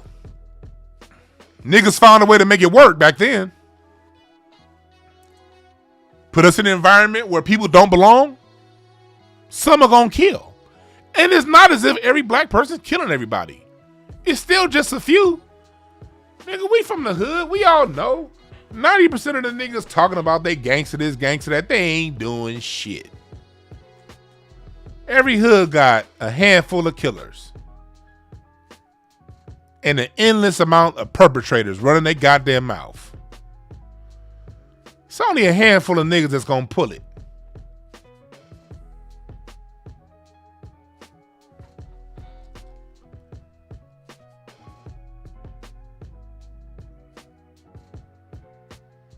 So stop the BS. As long as niggas are in ghettos, guess what's going to happen? Niggas will kill niggas. Because crimes are crimes of proximity. Just like meth head ass white folks are going to kill meth head ass white folks in meth head ass white environments. Going to happen. Guaranteed. Promise. If you think I'm lying, do what Jaron 215 said. It's basic sociology courses on YouTube, folks. Go to the sciences. This ain't hard to figure out.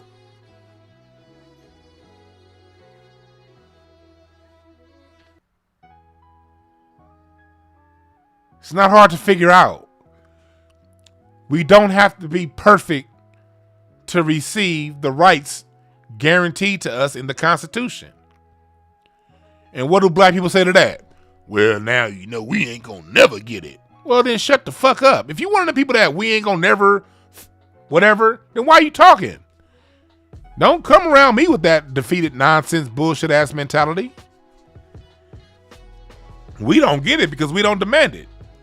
We got too many coon ass niggas making excuses for it. You got black folks like me that want to get out there and do something about it. And what's the first thing I got to deal with? I got to deal with a gauntlet of niggas telling me what I can't get done. That'd be the hardest part about living this life that I live and doing this. And the people in this chat room. It ain't just me, it's you guys in the chat room too. You guys are here to fix something, to make your situation a better place. And the first people you deal with is a whole bunch of detracting ass niggas telling you what you ain't gonna get done, what you can't get done, what won't happen, what's impossible, what'll never happen. That's our biggest problem is you niggas. If you don't believe it can happen, then just shut the fuck up and go play PlayStation then. Sit down. Leave us the fuck alone. Niggas trying to fight white supremacy got to deal with a whole bunch of defeated ass niggas talking about what ain't gonna happen.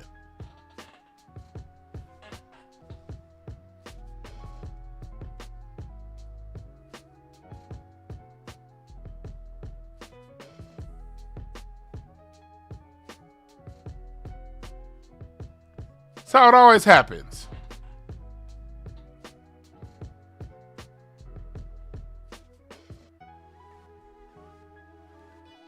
Like, people got small ass brains, I swear.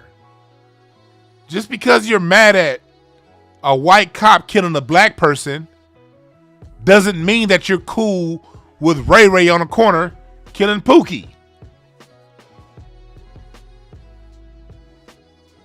It means I understand the condition and that Ray Ray won't stop killing Pookie until we all get up out of this. But I pay your white ass taxes to protect me, white boy. You shouldn't be the one. Fuck you. I got rights, goddammit.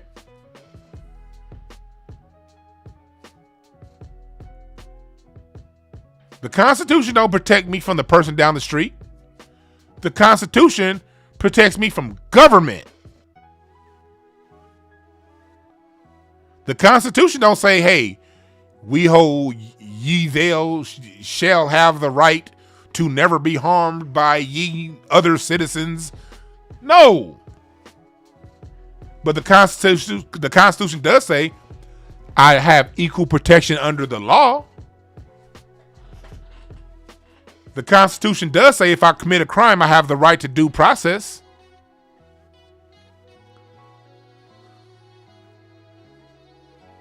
We in black society have allowed thank you, Larry, for deleting all the stupid comments.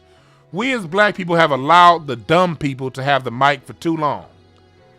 And it's just been this constant brigade of dumb comment after dumb comment after dumb comment that we let ride and don't ever question. Just stupid shit.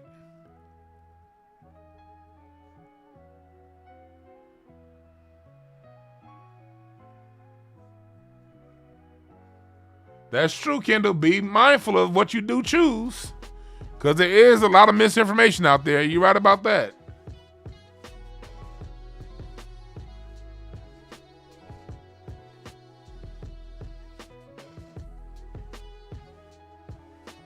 Larry just said it.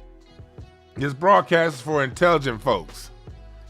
If you have a defeatist mindset, then this is probably not the place for you. There are a lot of places for defeated people to go and be entertained. This isn't entertainment. This is for people who are serious about solutions. If you feel defeated, then that's fine. I'm not judging you. Just shut the fuck up. That's all. You don't have to let us all know that you're defeated. Handle your defeat between your ears. Leave us alone.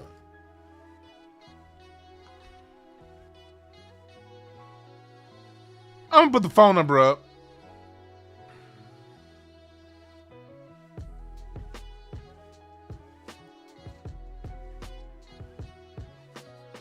Call on in.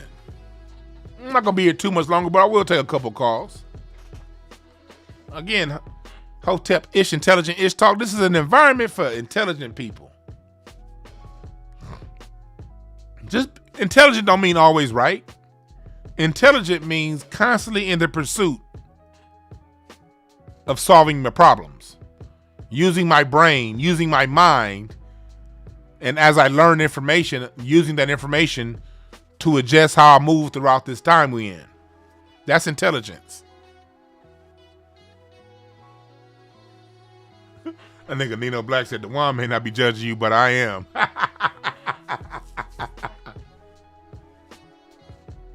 This is a safe place for people who like to think.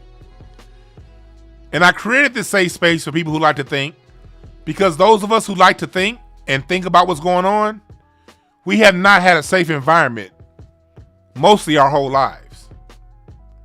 We've been the one being quiet because when we speak, it's a cavalcade of dumbasses running up and talking all kind of shit. So the smart people for the last 60 years in black society have been shutting up. The smart, in my opinion, is the silent majority within black society. The majority of black people are smart. They're just the silent majority. It's the people who are defeated, who feel like we can't get nothing right, who don't know nothing about nothing, don't want to know nothing about nothing, speaking the most. This isn't the environment for y'all. Y'all have had too much free reign for the last 60 years. This ain't the place for you. And I don't have patience for you either.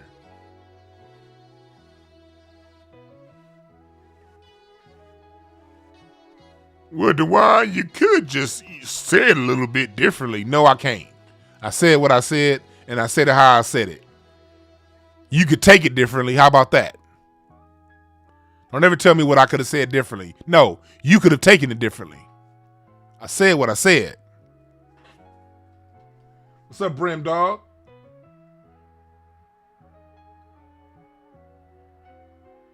People in the chat room are saying Ralph Davis call in. Yeah, what's up, Von Crenshaw? Good to see you in the chat room again. I ain't seen you in a minute. Oh, I see. I'm scrolling up. I see. Yeah, Ralph Davis call in. You see the number?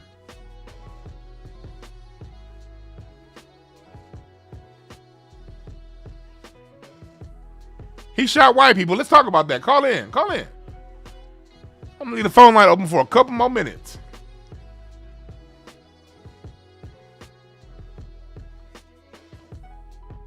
Yep, silent majority versus the loud minority.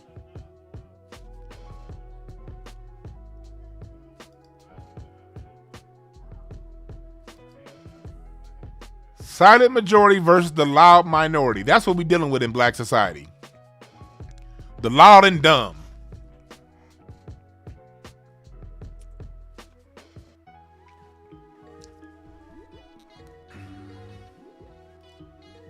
We got a call. What's up, caller? What's your name? Where you calling from? This is JD Jimerson from Fort Worth, Texas, man. Big Dwan fan, Hotepish, man. Craig Facts, man. Love what you talking about today, man, all the time. Don't take your foot off the game, Nick. I appreciate that, brother. Fort Worth. How you doing out there in Fort Worth? I love Dallas, but I can't stand Fort Worth. But I like you, brother. How's it going?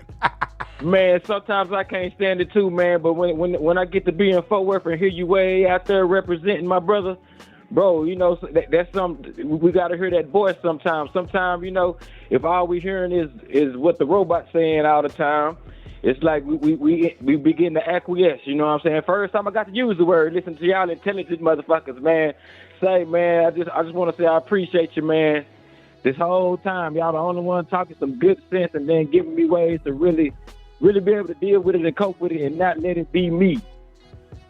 That's what I got from you today, man. I'm a ride with that too, man. Keep doing it, and I'm always in the comments. I'm always keep doing your thing, brother. I love it. I appreciate it, brother. Much love to you. Much love to Fort Worth. I know I'll be talking a whole bunch of shit about Fort Worth, but much love to y'all.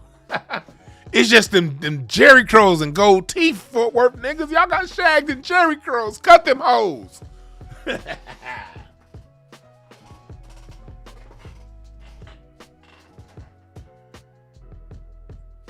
Yeah, I firmly believe the majority of black people are intelligent. We've just been misled for so long, we're confused. And white media puts a microphone in front of the dumb. So the intelligent ones are walking around confused, feeling stupid. Because the dumb motherfuckers been the ones on the mic. That's how this shit's been working. The most intelligent amongst us feel dumb. What's up, caller? What's your name? Where you calling from? What's up, brother? I'm Rico, man, from Birmingham, living in Miami now. Oh, you living in Miami on South Beach. What's going on, brother? What's on your mind? Hey, cool, brother. Man, I want to touch on, this is what you're talking about or whatever. You know, we need to learn from this, the boys that kill those people, about being on code. Because they showed us an example of being on code.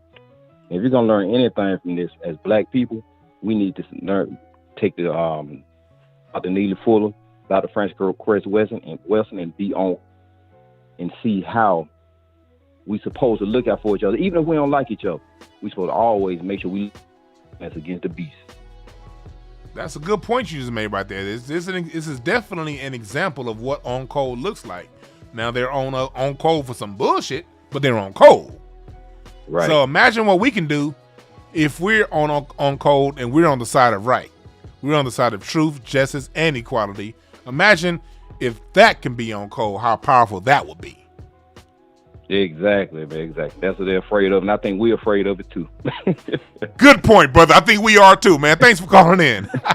I appreciate it, brother. Yes, sir. Keep it up. Yeah, he made a good point there. I think we're afraid of it too. Larry say you want to fight Larry Elder for misrepresenting his name. Hey, I pissed Larry off. This is about a year ago. Larry, you remember this? I be Larry in the chat. I nicknamed him because since Larry's older than me by a few years, his when I want to piss him off, I call him Larry Elder because his name is Larry and he's my elder. Get it?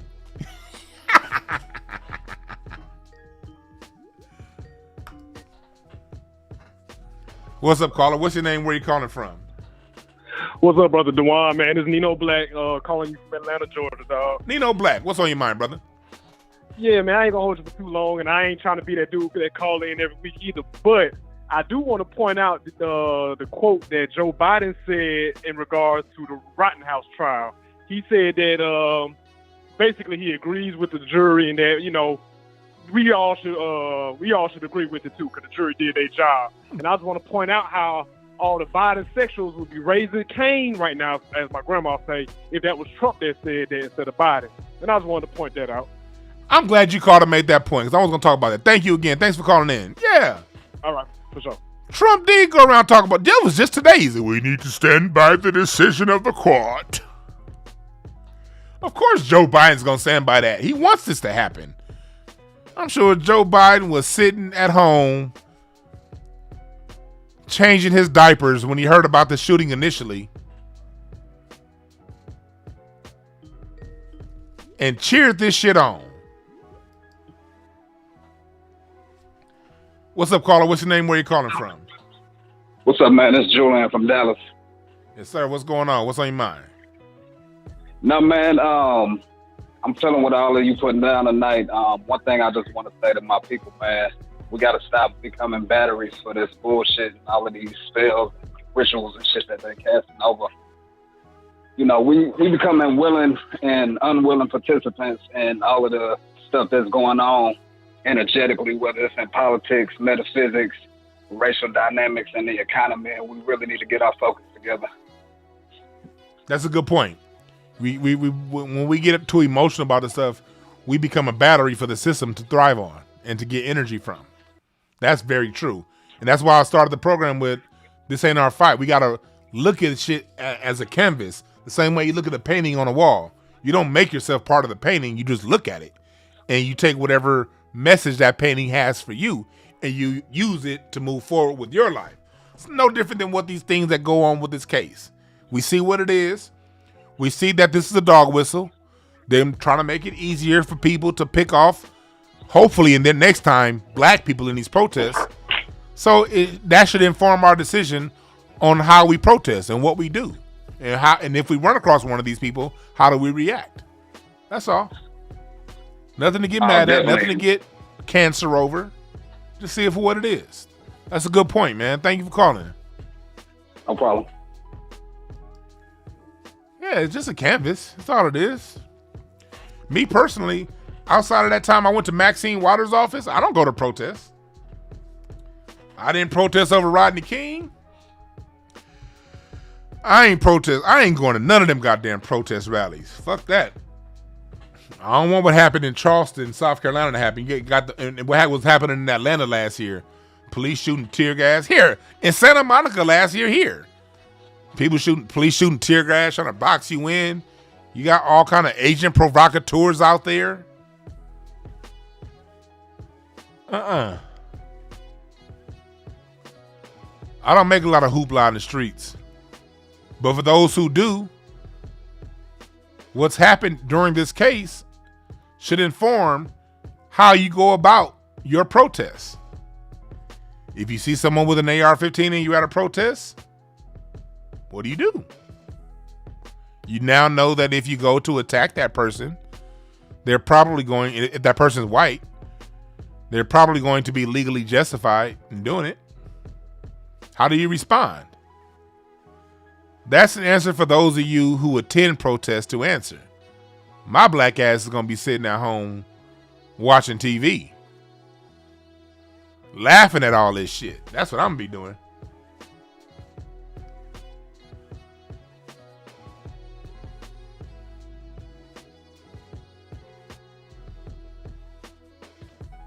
Reggie White asks, we should look at it another way. Why can't we arm ourselves at our rallies and exercise our rights to kill? Hey, that's how some people think. I'm not gonna tell you, hey, don't. If that's how you think, just don't go around asking other people for permission. Whatever you do it. Be an army of one. Or if you have a little group, y'all get together and y'all talk about these things. Don't talk about it online, though. That's my only recommendation. Don't talk about it online. If you're going to do it, do it. Because one thing we good at as black folks is talking about what we going to do. Just like I'll say all the black people talking about what they would do if they were Rittenhouse. No, you're not going to do it. We've had an endless amount of opportunities to be Kyle Rittenhouse since the death of Trayvon Martin. And ain't nobody pulled it. So let's stop talking about pulling it. If you're going to pull it, pull it. Be like, what's that brother down in Dallas? And I made sure to walk by where he had that shooting too, when I was out there in Dallas a couple months ago. Micah Johnson. If you're gonna be a Micah Johnson, then go be a Micah Johnson. Don't tell me. I don't want to be no part of it because government, FBI, I know y'all listening to me. I ain't doing no Micah Johnson shit. You ain't got to worry about me pulling the gun on nobody. Nope. I have other ways I fight this issue.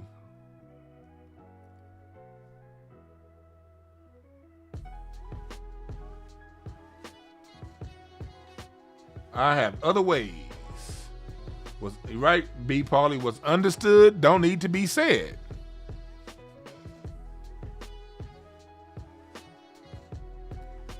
What is understood does not need to be said.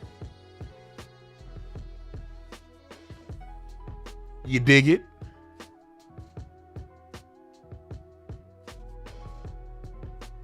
All I say is follow the state.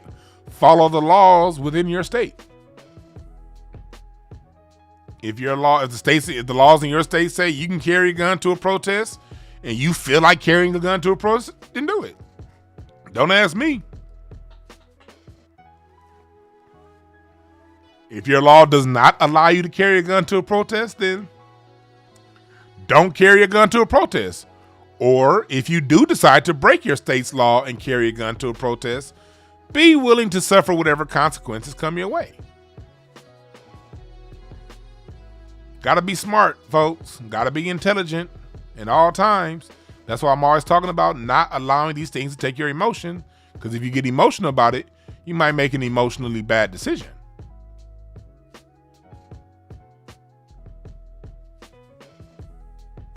Don't let this shit get in your emotions. You will make a bad decision. Stay logical about this.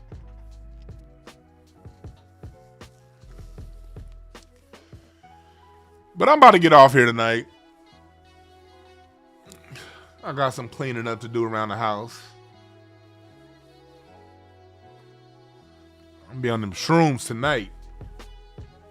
Gotta have a very clean environment. I don't want any more bad energy the rest of the day. So when I get off, you know what I'm gonna do? To cleanse my aura, to cleanse my spirit, I'm gonna listen to some beautiful music. I'm gonna laugh. I'm gonna smoke some weed. And I'm gonna be the joyous person that I am. A verdict ain't changing shit about my get down. I'm about to have fun the rest of the night. I'm gonna have fun tomorrow. I'm gonna have fun Sunday. And every day for the rest of the year and all next year in 2022. All next year, 2023, the Lord let me live that long. I'm going to have fun. I ain't got time to go around angry all the time. You angry when you let this shit get in your head.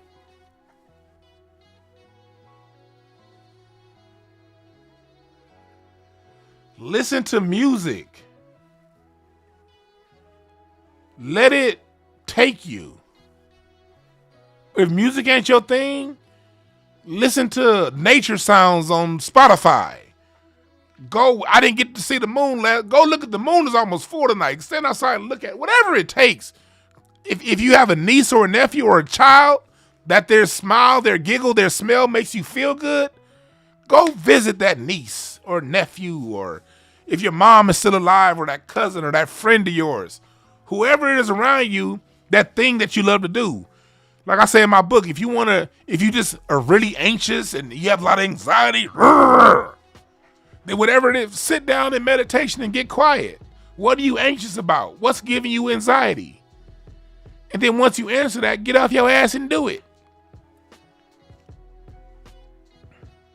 Anxiety is just a call to fix something. That's all anxiety is. Find out what it is, because usually the thing that you're consciously anxious about ain't what's giving you the anxiety. It's the subconscious thoughts that are below that conscious thought that are making you anxious. Get down to that subconscious thought that's making you anxious. Figure it out. Fix it.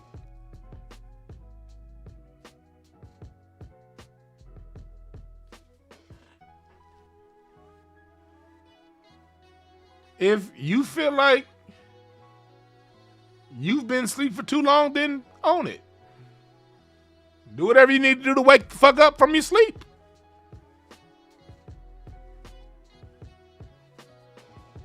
Yeah, fight for life. Zone in and focus, nigga.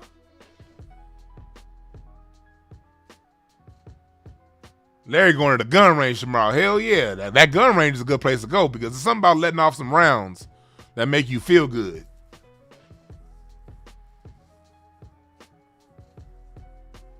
Yeah, meditation is a skill. Get good at it.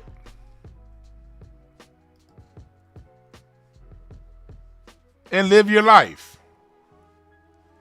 Just don't be that nigga running around capping, talking about what you would do. You ain't doing shit. So you might as well sit back and enjoy the rest of your life. All right? And remember this. There are no perfect messengers. Only perfect messages for those who are willing to pick up the game. My name is Dwan B. I'm out.